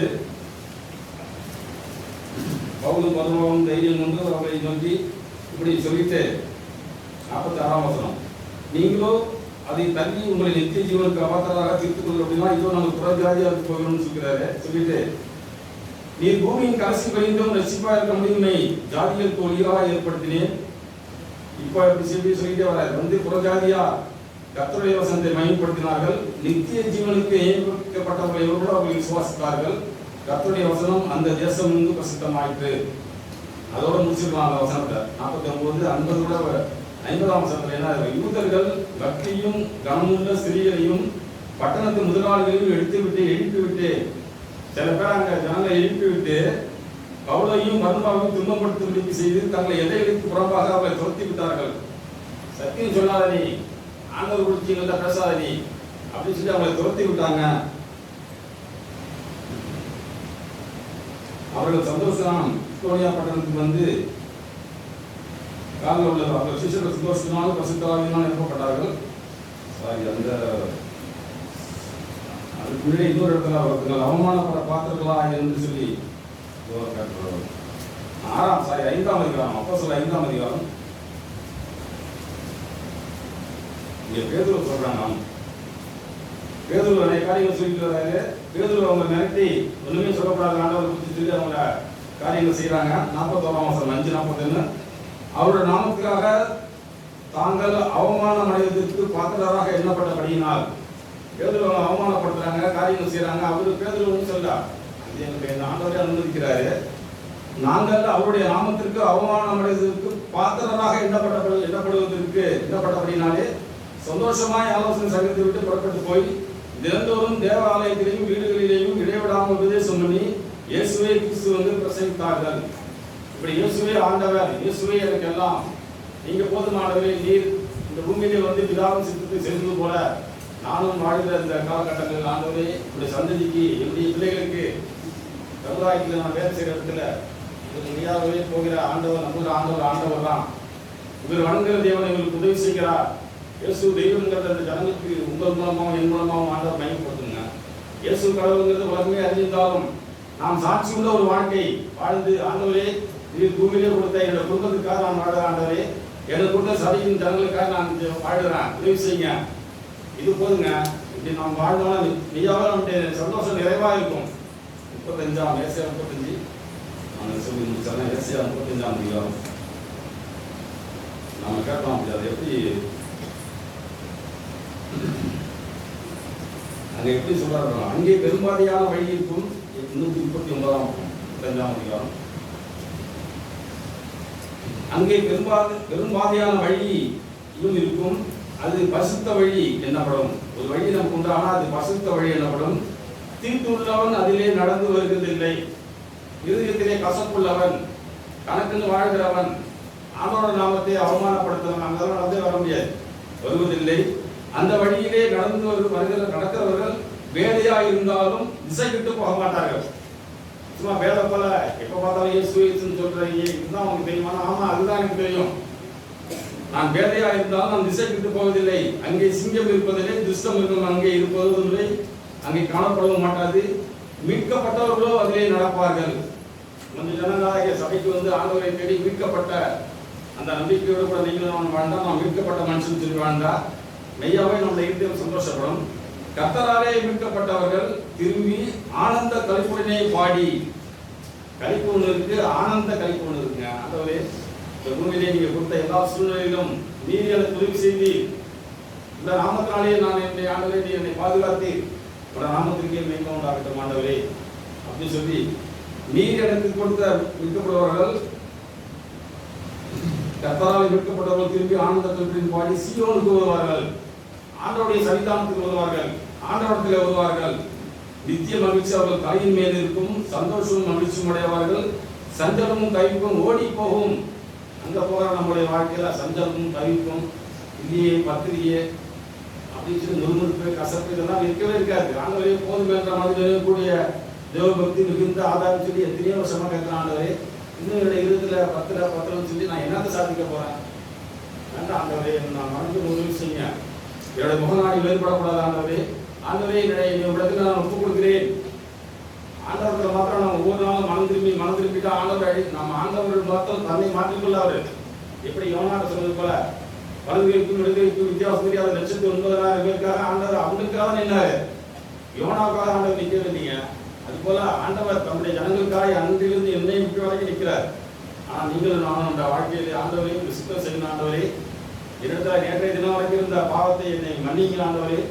நான் ஆண்டவரே இந்த நாளிலும் கூட பசுத்த ஆவியினாலே நான் முத்தைப்பட்ட மனுஷனாய் ஆனந்த கழிப்புடனே என் இதயத்திலே கூட ஆவியினாலே நிரப்பப்பட்டவனாய் நான் இன்னைக்கு நான் முடிவு பண்றேன் ஆண்டவரே.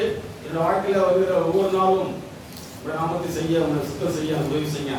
நான் எனக்காக வாழ விரும்புகிறேன், உங்களுக்காக வாழ நான் அழைக்கப்பட்ட மனுஷன் அப்படின்னு சொல்லி நான் திரும்பினா போதுங்க. இப்படி ஆண்டவர்கள் வருகிற ஒவ்வொருவரையும் மெய்யாகவே ஆண்டவர் பலமாய் ஆசீர்வதிக்க விரும்புகிறார்.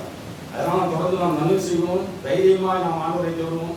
அந்த நம்பிக்கையின் தேவன் நம்மை முற்றுமுடிய ரசிக்க வல்லமை உள்ளதாக இருக்கிறார். ஆமென்.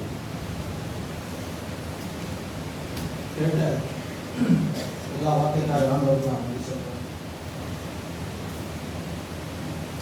பிசாசுக்கு சதா ஒரு வேலை இருக்கு அப்படின்னு நம்ம கேட்டோம். சகோதரர் மேல் ஓயாமல் குற்றம் சாட்டுவது அவங்க குற்றம் சாட்டி அந்த குற்றத்தை அவன் ஒத்துக்கொள்ளும்படிக்கு ஆண்டவர் மேல் இருக்கிற விசுவாசத்தை திருடுறதா அவன் வேலை. திருடர் அவன் பொய்க்கு பிதான்னு அவனுக்கு போன்றது. ஆனால் நம்முடைய தகப்பன் இருதயத்திற்காய் நம்முடைய விசுவாசத்திற்காய் சப்போர்ட் பண்ணுகிறவராய் அவர் என்ன வாக்கு தத்தம் பண்ணி இங்க பூமிக்கு வந்தாரோ நாம் கேட்டது போல ஒருவரையும் நான் இழக்கக்கூடாது, அதற்காக தான் நான் பூமிக்கு வந்தேன். பிதா தந்த யாவையும் என்னிடத்தில் வரும், என்னிடத்தில் வருகிறவனை நான் புறம்பே தருவதில்லை. அப்படின்னா பிதா தருகிற எல்லாரும் என்னிடத்தில் வருவாங்கன்னா என்னை விசுவாசித்து என்னிடத்தில் வருவாங்க. அப்படி வர்றவங்கள நான் புறம்பே தருவதில்லை. சாத்தானுக்கு விரோதமாக எப்பொழுதும் அவர்கள் பட்சத்தில் நான் இருக்கிறேன். அவருடைய விசுவாசம் ஒழிந்து போகாதபடி நான் பரிந்து பேசி என்னோடு வாக்கு தத்தம் நிறைவேறும்படி அவரை கூட்டி சேர்க்க மனசா இருக்கிற என் மனசை நீங்க புரிஞ்சுக்கங்க அப்படின்னு ஆண்டவர் நம்மோடு கூட காலையில் இருந்து ஆழமாய் பேசுகிறார். அவர் சொன்னதை நிறைவேற்ற வல்லவர்.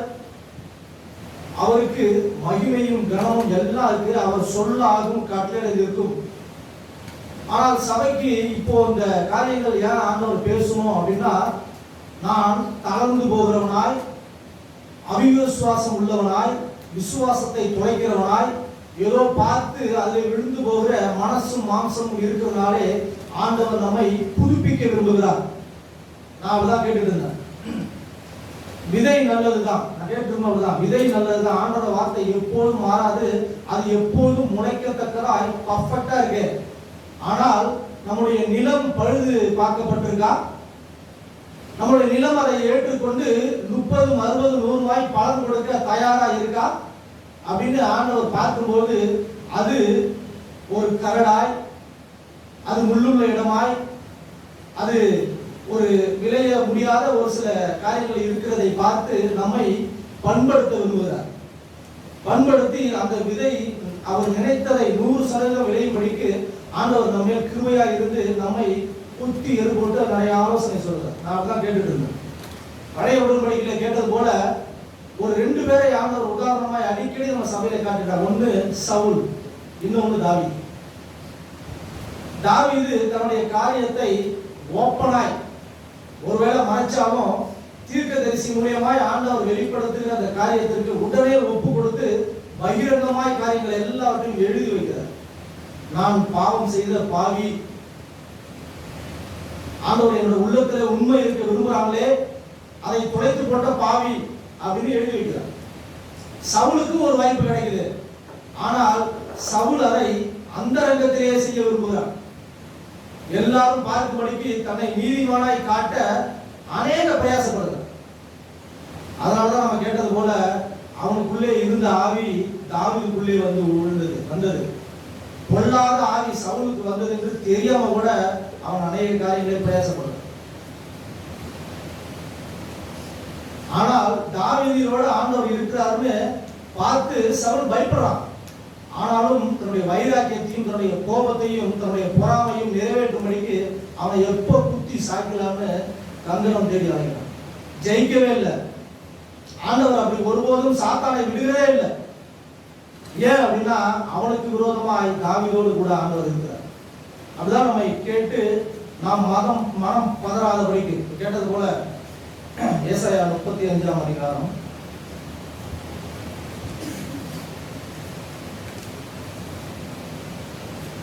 பழைய உடன்படிக்கையிலே 2 மனிதர்களை ஆண்டவர் காட்டி புது உடன்படிக்கையில நம்ம கேட்டது போல எப்பொழுதும் ஓப்பனாய் மனசுல பட்டதை பட்டு சொல்லி ஆண்டவரோடு கூட ஒரு நற்சாட்சி பெறவும் அவரோடு கூட கடிந்து கொள்ளப்படவும் பேதுரு விரும்புகிறார். அவர் ஒருபோதும் மறைக்கவே விரும்பல. ஒருவேளை அவர் மறைக்கணும்னு நினைச்சாருன்னா ஆண்டவரை கூட்டு போய் அவருக்கு ஆலோசனை சொல்ல அவருக்கு ஒரு தைரியமும் வந்திருக்காது. 11 பேரோட அவரும் பதுங்கி இருந்திருப்பார். கப்பல்ல உட்கார்ந்து எல்லாரும் இயேசு உள்ள வரட்டும், படகுல இருப்போம், நம்ம கடல் மேல கையாள வைக்கணும்னு அவருக்கு ஒரு தைரியம் வந்திருக்காது. அவருக்கு வந்த தைரியம் எல்லாம் யதார்த்தமானது. அதை அப்படியே ஆண்டவருக்குள்ளே வெளிப்படுது. நான் 35ஆம் அதிகாரத்துல நாம் கேட்டோம் 3ஆம் வசனத்துல தளர்ந்த கைகளை திடப்படுத்துங்கள். நான் உங்க மேல வைராக்கியமா இருக்கிறேன், உங்களை ஒருபோதும் இழந்து விடாதபடிக்கு கடைசி நாளிலே எழுப்புவதே என்னுடைய பிதாவின் அனுப்பின சித்தமா இருக்கு. அதை செய்யதான் நான் பூமிக்கு வந்தேன். உங்களுக்காக ஒரு இடத்தை ஆயத்தம் பண்ணி வச்சிருக்கிறேன். உங்களை எல்லாத்தையும் கூட்டி அங்க சேர்க்கிறதா என்னோட விருப்பம்னு சொல்றேன். அப்போ சொல்ற பார்த்து ஆண்டவர் தான் சொல்றேன். அந்த சீசர்களை பார்த்து ஆண்டவர் எனக்கு ஒரு விருப்பம் இருக்கு, அந்த விருப்பம் என்னன்னா என்னோட கூட நீங்க இருக்கணும், அதுதான் என்னோட விருப்பம். அப்படி இருக்கும்போது நம்ம சோர்ந்து போய் தளர்ந்து போய் விசுவாச பாதையில நடக்காம அப்படி தளர்ந்து போகும்போது அவர் சொல்லுகிறார், தளர்ந்த கைகளை திடப்படுத்தி தள்ளாடுகிற முழங்காலை பலப்படுத்துங்க. மனம் பதறுகளை பார்த்து நீங்கள் பயப்படாதீர்கள், திடம் கொள்ளுங்கள், இதோ உங்கள் தேவன் நீதியை சரி கட்டவும். நீதியை சரி கட்டவும்னா ஏதோ நம்ம எல்லாரும் எதிர்த்து வர எல்லாரும் பழிதிருக்கு அப்படிலாம் இல்ல. அவர் செஞ்சு வந்த நீதி இருக்குல்ல, அதை நான் பார்த்துக் கொள்வேன், என் பொறுப்புல இருக்கிற ஆண்டவர் நம்மளோட கூட சொல்லுறேன். அதற்கு பதிலளிக்க நான் வருவேன். அப்படிதான் உங்களை நினைச்சிருக்கிற அவர் உங்களை ரட்சிப்பார் என்று சொல்லுங்கள். அப்பொழுது குருடரின் கண்கள் திறக்கப்படும்.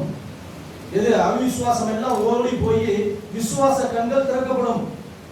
செவிடரின் செவிகள் திறவுண்டு போகும். அப்படி குருடனா இருக்கிற செவிடனா இருக்கிற எல்லாரும் விழிப்பாய் ஆண்டவருடைய வார்த்தையை கேட்டு இதோ மனம் திரும்பி இடத்தில் வருகிற ஆண்டவரே.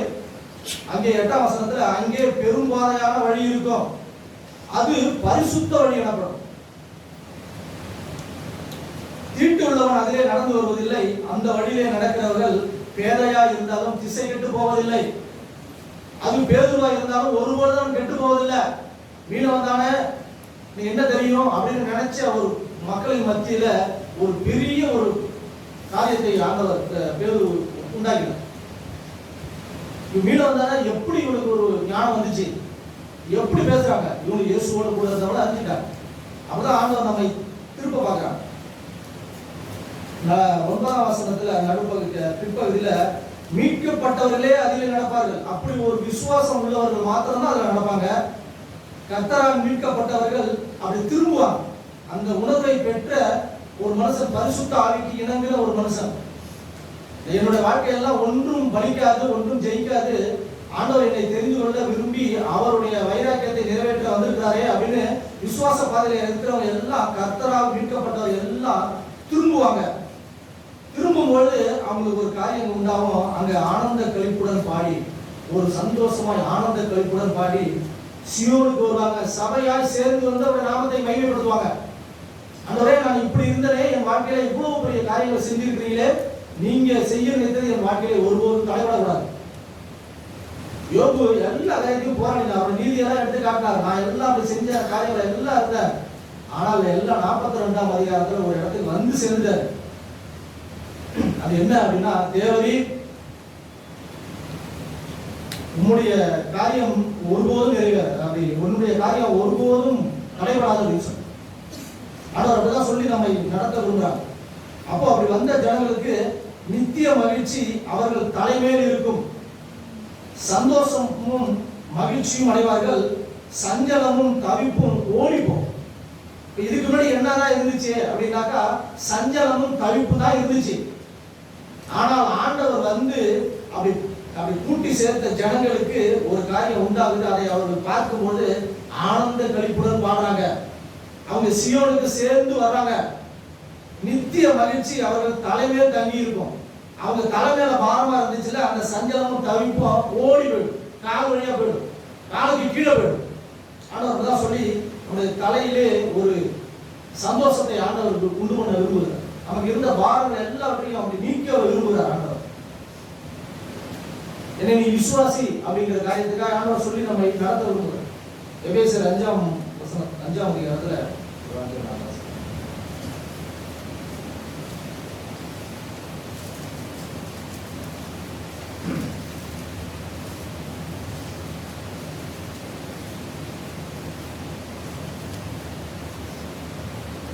எபேசியர் 5ஆம் அதிகாரம் 27ஆம் வசனத்துல ஆண்டவர் சொல்லுறாங்க, இங்க கரை திரை முதலானவைகள் ஒன்றும் இல்லாமல். கரை திரை அப்படின்னா நமக்கு தெரியும், கரைன்னா அழுக்கு, திரைன்னா மறைவு. அது எங்கன்னா இருதயத்தில் இருக்கவே கூடாது. ஆண்டவர் சமூகத்திலே போன ஜனங்களிடத்திலே கரையும் இருக்கக்கூடாது, திரையும் இருக்கக்கூடாது. ஆண்டவர் விரும்புகிறது. எலியாசரை கூப்பிட்டு கேட்டோம், ஏதோ அப்படி காசு கொடுத்து ஏதோ கேட்டாங்க அப்படின்னா நம்ம ஏதோ காரியங்களை அப்படி நம்முடைய மனசையும் நம்முடைய வாழ்க்கையும் அனுபவ வைக்க பார்க்கணும். ஏதோ ஒரு இந்த பூமியில கிளைம் பண்றதுக்காக ஒரு சந்தோஷத்தை அனுபவிக்கிறதுக்கு அப்படி இல்லை. நித்திய மகிழ்ச்சி உன் தலைமையில் இருக்கணும்னாங்க, இது இல்ல. நித்தியம் அங்க, இது அனித்தியம், இது அழிஞ்சு போறது. நித்தியம் வந்து நமக்குள்ளே துவக்கி இருக்கிறாரு, அந்த விசுவாசத்தினால் தடவி கண்டுபிடிக்கக்கூடிய ஒரு காரியம். அது ஆண்டவர் முடிப்பேன்னு சொல்லியிருக்காங்க. அதுக்குள்ள அந்த பூரண வழியை கண்டுபிடிக்க நமக்கு ஆண்டவர் அநேக காரியங்களை தராங்க. நான் விரும்புகிற என்னுடைய மனசை உனக்கு சொல்லித்தரேன்னு சொல்லி ஆண்டவர் சொல்றாங்க. உன்னை இழக்க விரும்பல, உன்னை சேர்த்துக்கொள்ளதான் மனசா இருக்க, இப்பவும் மனசா இருக்க. அதனால நம்முடைய காரியங்கள் எல்லாத்தையும் சரி பண்ணும்படிக்கு ஆண்டவர் நம்மோட கூட பேசுறாங்க. கரை திரை முதலாக ஒன்றும் இல்லாமல் பரிசுத்தமும் பிழையற்றதுமான மகிமையுள்ள சபையாய் அதை தமக்கு முன் நிறுத்திக் கொள்வதற்கு தம்மை தாமே அதற்காக ஒப்பு கொடுத்தார். ஆண்டவர் எதற்காக ஒப்பு கொடுத்தார்? ஒரே தாற்பயம் தான், நம்மை அவருக்கு முன்பாய் கரை திரை ஒன்றும் இல்லாமல் பழுதற்றதும் பிழையற்றதும் பரிசுத்தமான சபையாய் அல்ல, மகிமையான சபையாய், ஒரு மகிமை நிறைந்த ஒரு கூட்டமாய் அப்படி நிறுத்திக் கொள்ள அதற்காக என்ன நான் ஒப்பு கொடுத்தேன். அப்படி விசுவாசித்து நான் என்னிடத்தில் வாங்கினேன் ஆண்டவர் சொல்லி நான் நினைக்கிறேன். ஒரு வார்த்தை நான் யாக்கோபுல கேட்டேன், எனக்கு உற்சாகமாய், பரிசுத்த ஆவியானவர் எவ்வளவு வைராக்கியமாய் வாஞ்சையாய் நமக்கு இருக்கிறாங்க. நாம் பயப்பட்டு பதற வேண்டிய அவசியமே இல்லை. நமக்கு சப்போர்ட் பண்ணுறதோட ஒரு இருக்கிறார். ஒருவேளை நம்ம கண்ணுக்கு தெரியும், நம்ம கண்ணுக்கு தெரிஞ்சவங்க மனுஷன் தான். மனுஷன் நமக்கு சப்போர்ட் பண்ணா நம்ம அப்படியே இருக்கிறோம், அவன் ஏதாவது நம்ம வார்த்தை ஏதாவது சொன்னா சோர்ந்து போகணும். ஆண்டவர் அப்படி இல்லை. ஆண்டவருக்கு நடக்கிற எல்லா காரியத்தையும் ஒரு ஒரு வழியாக நமக்கு சொல்லியிருக்காங்க. என் நிமித்தம் நான் ஒரு வார்த்தை சொல்றேன், என் நிமித்தம் ஒரு காரியத்தை நீங்க அனுபவிச்சீங்கன்னா அதற்கு பலன் என் கையில் இருக்குன்னு சொல்றேன். அதை பூமியில போட்டு கிளைம் பண்ண வேண்டிய அவசியமே இல்லை. ஆண்டவர் ஒப்பு கொடுத்து ரெஸ்டா இழைப்பார்களா தேவனே, ஆண்டவர் தான் சந்தோஷப்பட்டு கழுவி கொடுங்க, அங்க உங்க பலன் மிகுதியா இருக்கும். நீங்க வாக்கியம் வாங்கன்னு சொன்ன நாம் கேட்டோம். யாக்கோபு 4ஆம் அதிகாரத்துல 5ஆம் வசனத்துல, நம்மில் வாசமாய் இருக்கிற ஆவியானவர் நம்மிடத்தில் வைராக்கிய வாஞ்சியாய் இருக்கிறார் என்று வேத வாக்கியம் வீணாய் சொல்கிறது என்று நினைக்கிறீர்களா? நம்மை குறித்து வைராக்கிய வாஞ்சையாய் பரிசுத்த ஆவியானவர் நமக்குள்ளே இருக்கிறார். ஏதோ திக்கற்றவர்களாய் திசை கட்டவர்களாய் ஆண்டவர் சொல்லியிருக்கிறாரு, அதெல்லாம் நடக்குமா நடக்காதான நமக்குள்ள சந்தேகத்தை எழுப்புவர்களாய் அவிசுவாசமா இருக்கிறதுக்காக பரிசுத்த ஆவி நாம் கொடுக்கல. ஆண்டவர் சொன்னது நிறைவேறும் அப்படின்னு நம்ம உறுதிப்படுத்தும்படிக்கு சாத்தான் சொல்றது எல்லாத்தையும் காலில் தள்ளுங்க அப்படிங்கிறதுக்கு போலதான் பரிசுத்த ஆவியானவர் நமக்கு கொடுத்துருக்காரு. அதாவது ஆண்டவர் பரிசுத்த ஆவியானவர் உன்னிடத்தில் வரும்போது என்னை குறித்து ஞாபகப்படுத்துவாங்க. என்ன ஞாபகப்படுத்துவாங்க? நான் கேட்டது போல 30 வருஷம் ஆண்டவர்கிட்ட அப்படி இருந்து ஞானஸ்தானத்தை போய் ஆண்டவர் நேசகுமாரன் இவர் பிரியமா இருக்கிறான்னா ஒரு வாழ்க்கை இருக்கு. அந்த வாழ்க்கையை நீ வாழ்மொழிக்கு நான் உன்மேல் அப்படி வைராக்கிய வாஞ்சியா இருக்கிறேன். நான் வாழ்ந்தது போல இரு. நான் எவ்வளவு சூழ்நிலையில நான் கடந்து வந்தேனே என்னுடைய வாழ்க்கை ஒரு மாதிரியா நான் வைக்கிறேன் கடந்துவான். இதுதான் ஆண்டவர் சொல்றான். அவர் அதிகமான கிருபையை அளிக்கிறாரே, அதனால் தேவன் பெருமை உள்ளவர்களுக்கு எதிர்த்து நிற்கிறார். பெருமை உள்ளவர்னா இதை நம்பாத அவிசுவாசமா இருக்கிற, என்னால ஒரு முடியும் நினைக்கிற ஆண்டவர் சொல்றாங்க, உங்களை திக்கட்டெல்லாம் விட மாட்டேன், உங்களை கொண்டு போய் சேர்ப்பதா என்னோட காரியங்கள், அதை நம்பாம பெருமையா ஏதோ ஒரு காரியத்தை இருக்கிறவங்க எல்லாம் ஆண்டவர் அந்த காரியத்தை எதிர்த்து நிற்கிறார். தாழ்மை உள்ளவர்களுக்கும் கிருபை அளிக்கிறார். தாழ்மை உள்ளவர்னா ஏதோ நம்ம தாழ்மையா இருக்குன்னா என்ன அப்படின்னா அப்படிலாம் ஒண்ணு இல்லை. ஆண்டவர் சொன்னதை அப்படியே ஏற்றுக்கிட்டு ஆமென் ஆண்டவரே என் வாழ்க்கையில அப்படி நடக்கட்டும், நான் ஒப்பு கொடுக்குறேன், அவ்வளவுதான். அப்படி ஒரு சகோதரி தலை சாய்த்து தன்னை சாய்த்துக் கொள்ளும் பொழுது அங்கு இயேசுவை பெற்றெடுக்கிறார். ஆகையால் தேவனுக்கு கீழ்ப்படிந்திருங்கள், பிசாசுக்கு எதிர்த்து நில்லுங்கள், அப்பொழுது அவன் உங்களை விட்டு ஓடி போவான். நம்ம என்ன நினைக்கிறோம்னா பிசாசுக்கு எதிர்த்து நிற்கணும்னு சொல்றோம். பிசாசுக்கு எதிர்த்து நின்னா அவன் எனக்கு எதிர்த்து நிற்கிறான், திரும்பி அவனை எப்படியாவது நம்ம வெளியில கொண்டு வந்துடலான்னு அவன் நம்ம விட்டு நெருங்கி வரதான் பார்ப்பான். ஏதோ பளபளப்பான விஷயங்களை காட்டி, மனசை ஞாபகப்படுத்தி, பழி சொல்றதை ஞாபகப்படுத்தி, இந்த காரியத்தில் நீ வைராக்கியமா இருக்கிறது சரிதான் அப்படின்னு காரியங்களை ஏதோ ஒன்று பண்ண பார்ப்பான். அப்படிலாம் இல்ல. ஆகையால் தேவனுக்கு கீழ்ப்படிந்திருங்கள் ஒரு வார்த்தை போடுங்க. யாக்கோபு தெளிவாய் கண்டு ஒரு வார்த்தை எழுதுறார், தேவனுக்கு கீழ்ப்படிந்திருக்கிறார். பிசாசு எப்போ நம்ம விட்டு ஓடி போவான் அப்படின்னா அவன் தேவனுடைய வார்த்தைக்கும் தேவனுடைய ஆவிக்கும் அவன் கீழ்ப்படிந்திருக்கிறான். அவனை இதுக்கு மேல நம்மளால ஒன்றும் செய்ய முடியாது அப்படின்னு நினைக்கும் பொழுது அவன் ஓடி போவான். ஒருவருக்கு கீழ்ப்படுகிறான், ஒருவனை எதிர்த்து நிற்கிறான். பாவத்தை எதிர்க்கிறான், பரிசுத்தத்துக்கு கீழ்ப்படுகிறான். நித்திய மகிழ்ச்சி அவன் தலைமையில இருக்கும், சஞ்சலமும் தவிப்பும் காலையில ஓடி போகும். ஆண்டவர் சொல்லிதான் நம்ம நடத்த விரும்புகிறார். அதனாலதான் கரை திரை ஒன்றுத்தையும் மறைக்காதீங்க, ஓப்பனா வாங்க, என்கிட்ட அப்படி தைரியமாய் வாங்க. தாவீது வந்தது போல வாங்க, பேதுரு வந்தது போல வாங்க. அவன் மனம் கசந்து அழுதானே, அந்த அவன் தடுமாறி காரியங்கள் செய்தது எல்லாம் உயிருக்கு பயந்த எல்லாம் எனக்கு தெரியும். அவன் மனம் கசந்து அழுதானே, அந்த மனம் கசந்து அழுத வாழ்க்கை உங்கள்கிட்ட இருக்கா? ஆண்டவர் சொல்லி அதான் நம்ம பார்க்கிறோம். நம்ம பாவம் செய்தது ஆண்டவர் பெருசு இல்லை, ஆனால் பாவத்தை ஒத்துக்கொண்டு மனம் திரும்புகிறோமா? பாவத்தை மறைக்கிறவன் வாழ்வடைய மாட்டான், அதை அறிக்கையிட்டு விட்டு வருவன் ஜனத்தில் இரக்கம் வருவான். நாம் இரக்கமற்ற ஜனம் அதை நம்மை தக்க வச்சுக்க ஆண்டவர் நம்மோடு கூட பேசுறான். அப்படி எதிர்த்து நின்று அப்போது உங்களை விட்டு ஓடி போவான். தேவனிடத்தில் சேருங்கள், அப்போது அவர் உங்களிடத்தில் சேருவார். பாவிகளே உங்கள் கைகளை சுத்திகிறீர்கள், இருமனம் உள்ளவர்களே உங்கள் இதயத்தை பரிசுத்தப்படுத்துங்க. ரெண்டு மனசா இருக்கு அவருடைய காரியங்களை எல்லாத்தையும் நடப்பிச்சுலாம் நினைக்காதீங்க. அது ஆண்டவருடைய பாதையிலே சரியாய் வராது. அதனால மனம் திரும்புங்கன்னு சொல்றேன். இல்லை 3ஆம் அதிகாரத்துல யாக்கோபு 3ஆம் அதிகாரத்துல நான் வாசிக்கும் போது ஆண்டவர் வார்த்தையை ஞாபகம். ஒரு 2 ஞானம் இருக்கு, ஒரு மனசுக்கு 2 ஞானம் இருக்கு. ஒண்ணு பரத்திலிருந்து வருகிற ஒரு ஞானம், இன்னொரு ஞானம் மனுஷிகமாய் லௌகீக ஞானம். அப்படி ஒரு ஞானம் லௌகீக ஞானம் என்ன மனுஷனுக்குள்ள ஒரு ஞானம் என்ன சொல்றதுனாக்கா, அது லௌகீக சம்பந்தப்பட்டதும் ஜென்மத்துக்கு, அதாவது யாக்கோபு 3ஆம் அதிகாரம் 15ஆம் வசனத்துல இப்படிப்பட்ட ஞானம் பரத்திலிருந்து இறங்கி வருகிற ஞானமாயிராமல் லௌகீக சம்பந்தமானதும் ஜென்ம சுபாவத்திற்குரியதும் பேய்த்தனத்துக்கு அடுத்ததுமாய் இருக்கிறது. அங்க என்ன இருக்கும் அப்படின்னா வைராக்கியம் இருக்கும், விரோதம் இருக்கும், கலகம் இருக்கும், துர்ச்செய்தி இருக்கும். எப்ப பார்த்தாலும் டிஸ்டர்ப் பண்ற ஒரு ஆறுதல் சொல்லவே முடியாது நம்மளால. நல்ல ஒரு அவங்களுக்கு ஒரு சமாதானத்தை காட்டவே முடியாது. நான் அப்படி கடந்து போறேன், நீங்களும் கடந்து போக பிரயாசப்படுங்க, எனக்கு உதவி செஞ்ச ஆண்டவர் உங்களுக்கு உதவி செய்வாங்க. அவங்களுக்கு தகுந்த சமயத்திலே ஏற்ற சமயத்திலே சகாயம் செய்யும் கிருபையை நீங்க அடைங்கன்னு ஆண்டவர் சொன்னது போல அப்படி சொல்லவே முடியாது. அவங்க வர்றவங்களுக்கு இன்னும் கொஞ்சம் டிஸ்டர்ப் ஆகிற மாதிரி ஒரு சில காரியங்களை நம்ம ஏதோ பண்ணி விட்டுருவோம். அது பரத்திலிருந்து வருகிற ஞானம் இல்லை. பரத்திலிருந்து வருகிற ஞானமோ முதலாவது சுத்தம் உள்ளதா இருக்கு, அது சுத்தமாய் அது சரியா இருக்கு, பர்ஃபெக்டா இருக்கு. பின்பு சமாதானமும் சாந்தமும் இணக்கம் உள்ளதா இருக்கு, இரக்கத்தாலும் நற்கிரியினாலும் நிறைந்ததா இருக்கு, நற்கனியினால் நிறைந்ததா இருக்கு, அது பச்சைபாதம் இல்லாத இருக்கு, அது மாயம் இல்லாததா இருக்கு. நீதியாகிய கனியானது சமாதானத்தை நடப்பிக்கிறவர்களாலே சமாதானத்தினாலே விளைக்கப்படும். ஒரு சமாதானத்தை விரும்பி தேவன் கொடுக்கிற அந்த காரியத்தை இன்னொருத்தவங்க சொல்லணும் அப்படின்னு சொன்னாக்கா அது லௌகீக ஞானத்தினால முடியாது, தேவனுடைய ஒரே ஒரு ஞானத்தினால தான். ஆண்டவர் சொல்லிதான் அப்படி நம்ம நடத்த விரும்புகிறார். ஒரே ஒரு வார்த்தை நான் சொல்லி முடிச்சிடுறேன். தேவனுக்கே இது விசுவாசத்திற்கேற்ற ஒரு காரியம் நமக்கு இருக்கா?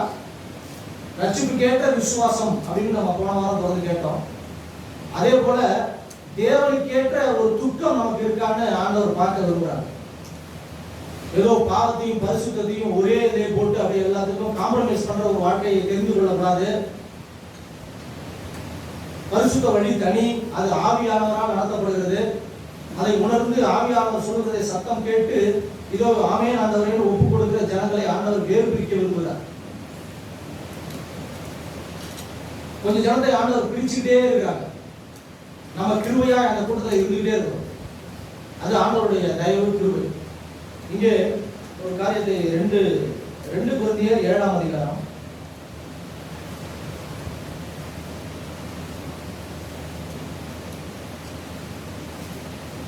1ஆம் வசனத்துல இப்படிப்பட்ட வாக்குத்தத்தங்கள் நமக்கு உண்டாயிருக்கிறபடினால் பிரியமானவர்களே, மாம்சத்திலும் ஆவியிலும் உண்டான எல்லா அசூசியும் நீங்க நம்மை சுத்திகரித்துக் கொண்டு பரிசுத்தமாக்குதலை தெய்வ பயத்தோடு பூரணப்படுத்த கடவோம். இப்படிப்பட்ட வாக்குத்தத்தங்கள் சொல்லி அப்போஸ்தலன் ஆரம்பிக்கிறார். அவர் கொரிந்தி சபைக்கு எழுதும் பொழுது ஒரு சில காரியத்தை எழுதுகிறார். எப்படிப்பட்ட வாக்குத்தத்தங்கள்னா மேல வாசிக்கிறோம், அதை நான் சொல்ல நேரம் இல்லை. ஆனால் 2 காரியம் இருக்கு. அந்நிய நுகம் இருக்கு, தேவனுடைய வழிகள் இருக்கு. 2த்தையும் போட்டு குழப்ப கூடாதுன்னு சொல்றார். 2த்தையும் பிணைக்க கூடாது. இது தனி, அது தனி. அதை சொல்லி தேவனுடைய ஆலயத்துக்கும் விக்கிரகத்துக்கும் சம்பந்தம் இல்லை.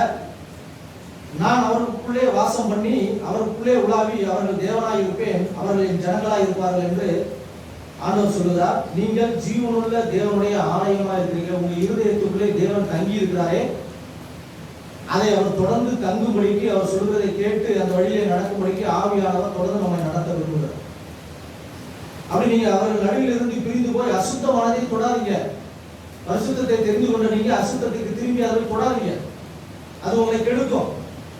அப்படி தொடாமல் இருக்கும்போது நான் உங்களை ஏற்றுக்கொண்டு உங்களுக்கு பிதாவாக இருப்பேன், எனக்கு நீங்கள் குமாரரும் குமாரத்திகளாக இருப்பீர்கள் என்று சர்வ வல்லமையுள்ள கர்த்தர் சொல்லுகிறார். இப்படிப்பட்ட வாக்குத்தத்தங்கள் நமக்கு உண்டாயிருக்கிறபடினால் மாம்சத்தில் மாமியில் உண்டான எல்லா அசுத்தத்தையும் தக்கதாய் நாம் தேவனுக்கு முன்பாய் பரிசுத்தமாக்குதலை பூரணப்படுத்தணும். அந்த பூரணப்படுத்துகிற வழியில் தான் ஆண்டவர் சொல்றாங்க. நான் வைராக்கிய வாஞ்சையாய் நான் என்ன நினைச்சு உங்களை தெரிந்து கொண்டோம் அதை நிறைவேற்ற நான் வல்லமாய் இருக்கிறேன். ஆனால் உங்களுக்குள்ளே கொடுக்கப்பட்ட வாழ்க்கையை பரிசுத்த ஆவியினால் நீங்க ஜெயித்து வாழ்ந்து ஒரு பரிசுத்த வாழ்க்கை வாழ்க, ஒரு பூரணத்தை நோக்கி நீங்க தொடர்ந்து போகணும்னு சொல்றாங்க. அப்படி சொல்லும் பொழுது அப்போஸ்தலர் அங்க பவுல் அப்போஸ்தலன் கொரிந்து சபைக்கு ஒரு லெட்டர் எழுதுறார். அந்த லெட்டர்ல அடிக்கடி ஒரு வார்த்தை கோட் பண்றார். என்னன்னா, நீங்கள் தேவனுக்கு ஏற்ற துக்கம் அடைஞ்சதுக்காக நான் சந்தோஷப்படுறேன்னு சொல்றேன். ஒரு சபையை விசாரிக்க ஒரு மனுஷனை அனுப்புகிறார். தீத்து அனுப்பி இந்த காரியங்களை விசாரிக்கும் பொழுது 6ஆம் வசனத்துல 7ஆம் அதிகாரம் 6ஆம் வசனத்துல சிறுமைப்பட்டவர்களுக்கு ஆறுதல் செய்கிற தேவன் அப்படின்னு ஒரு இடத்தை கோட் பண்ணி, தீத்து வந்ததுனாலே எங்களுக்கு ஆறுதல் செய்தார். அவர்கள் வந்ததால் மாத்திரமல்ல, உங்கள் வாஞ்சையையும் உங்கள் துக்கிப்பையும் என்னை பற்றி உண்டான எல்லா பக்தி வைராக்கியத்தையும் அவன் கண்டு உங்களால் அடைந்த ஆறுதலை தெரியப்படுத்தினதுனாலும் நானும் ஆறுதல் அடைந்து அதிகமாய் சந்தோஷப்படுறேன் அப்படின்னு சொல்லிட்டு ஒரு காரியத்தை சொல்றார். நான் நிருபத்தினாலே உங்களை துக்கப்படுத்தி இருந்தோம், அந்த நிருபம் கொஞ்சம் பொழுதாகிலும் உங்களை துக்கப்படுத்தினது என்று கண்டு நான் மிகவும் மனஸ்தாபப்பட்டேன். இப்போ மனஸ்தாபப்படுறது இல்லை. ஏன் அப்படின்னா, இப்பொழுது சந்தோஷப்படுறேன். மனஸ்தாபப்பட்ட ஒண்ணு, ஆனா இப்போ நான் சந்தோஷப்படுறேன். நான் வாழ்க்கை இப்படி மாற்றப்பட்டு ஒரு மனுஷன் சாட்சி சொல்றதா இருக்கா? அது அவர்களை சந்தோஷப்படுத்துறதா இருக்கா? அப்படிதான் ஆண்டவர் நம்மை ஒவ்வொருவரையும் தெரிந்து கொள்ள விரும்புகிறார். எதுக்கு அப்படின்னா, நீங்கள் துக்கப்பட்டதுக்காய் அல்ல, மனம் திரும்புவதற்கு ஏதுவாய் துக்கப்பட்டீங்களே, அதுக்காக நான் சந்தோஷப்படுறேன். நீங்கள் ஒன்றிலும் என்னால் நஷ்டப்படாதபடிக்கு தேவனுக்கேற்ற துக்கம் அடைஞ்சீங்களே. தேவனுக்கேற்ற துக்கம் பின்பு மனஸ்தாபத்திற்கு இடமில்லாமல் ரட்சிப்புக்கு ஏதுவான மனம் திரும்புதலை உண்டாக்குகிறது.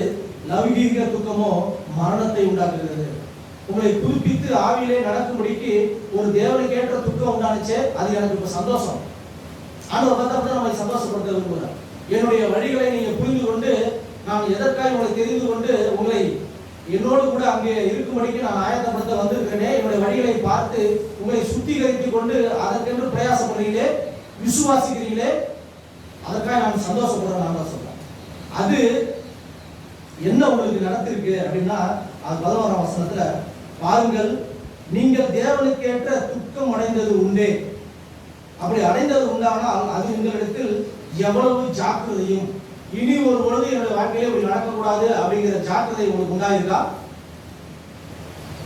எவ்வளவு ஜாக்கிரதையும், குற்றம் தீர எவ்வளவு நியாயம் சொல்லுவது, என்னுடைய பாவம் போக்க இதுதான் சரின்னு நான் அறிந்து கொண்டேனே என்னுடைய ஆவியினால், அந்த காரியத்தையும் எவ்வளவு வெறுப்பையும், பாவத்தை குறித்து இந்த பழைய வாழ்க்கையை குறித்து எவ்வளவு வெறுப்பையும் சஞ்சலத்தையும் தவிப்பையும் தலைமையில வச்சிருந்தனே, அந்த காரியத்தை குறித்து எனக்கு ஒரு வெறுப்பு உண்டாயிருக்கா? எவ்வளவு பயத்தையும், ஒரு பக்தி வைராக்கியத்தினால் உண்டான தேவனுக்கு உண்டான பயத்தையும், எவ்வளவு ஆவலையும், ஆண்டவரே எப்ப நான் பார்ப்பேன் அவங்கள, அந்த காரியத்தை எனக்கு எப்ப நடக்கும் அப்படிங்கிற ஒரு ஆவலையும், எவ்வளவு பக்தி வைராக்கியத்தையும், கேட்டது போல கோலியாத்துக்கு எதிராக ஆண்டவர் இங்க பவுல் தாவீது போனது போல ஒரு பக்தி வைராக்கியம் நம்மை பற்றி எரிய செய்தா. அது மதத்தினால் அல்ல, ஆவியினால் நடக்குதா? ஆண்டவரெல்லாம் பார்த்து நம்ம நடத்துறோம். எவ்வளவு ஆவலையும், எவ்வளவு பக்தி வைராக்கியத்தையும், எவ்வளவு கண்டிப்பையும் உண்டாக்கிட்டு, இந்த காரியத்தினாலே நீங்கள் எல்லா விதத்திலும் உங்களை சுத்தவாளர் என்று விளங்க பண்ணினீர்கள். அப்போஸ்தலர் தான் பவுல் சொல்லி நம்ம நடத்துறோம். தொடர்ந்து ஆண்டவர் சபைக்கு பேசுகிறதை, ஆவியானவர் பேசுகிறதை காதுபூர்வமாய் கேட்டு நாம் மனம் திரும்பி சாத்தானுக்கு எதிராக நாம் எதிர்த்து நிற்கிறோம் அப்படின்னா தேவனுக்கு கீழ்ப்படிஞ்சிருக்கணும். அப்பதான் அவன் ஓடி போவான். நம்ம ஒரு காரியத்தை பிடிச்சிட்டு ஒரு காரியத்தை விட்டுட்டோம் அப்படின்னு சொன்னாக்கா அப்படி ஆண்டவர் நம்மை அப்படிலாம் புதுப்பிக்க விரும்பும். தேவன் தொடர்ந்து நம்முடைய வாழ்க்கையை அவர் பொறுப்படுத்துகிறார். அவர் செய்ய நினைத்தது என் வாழ்க்கையை தடப்படாதபடிக்கு நாம் ஒப்பு கொடுத்தோம். தேவன் தாமே ஆசீர்வதிப்பார்.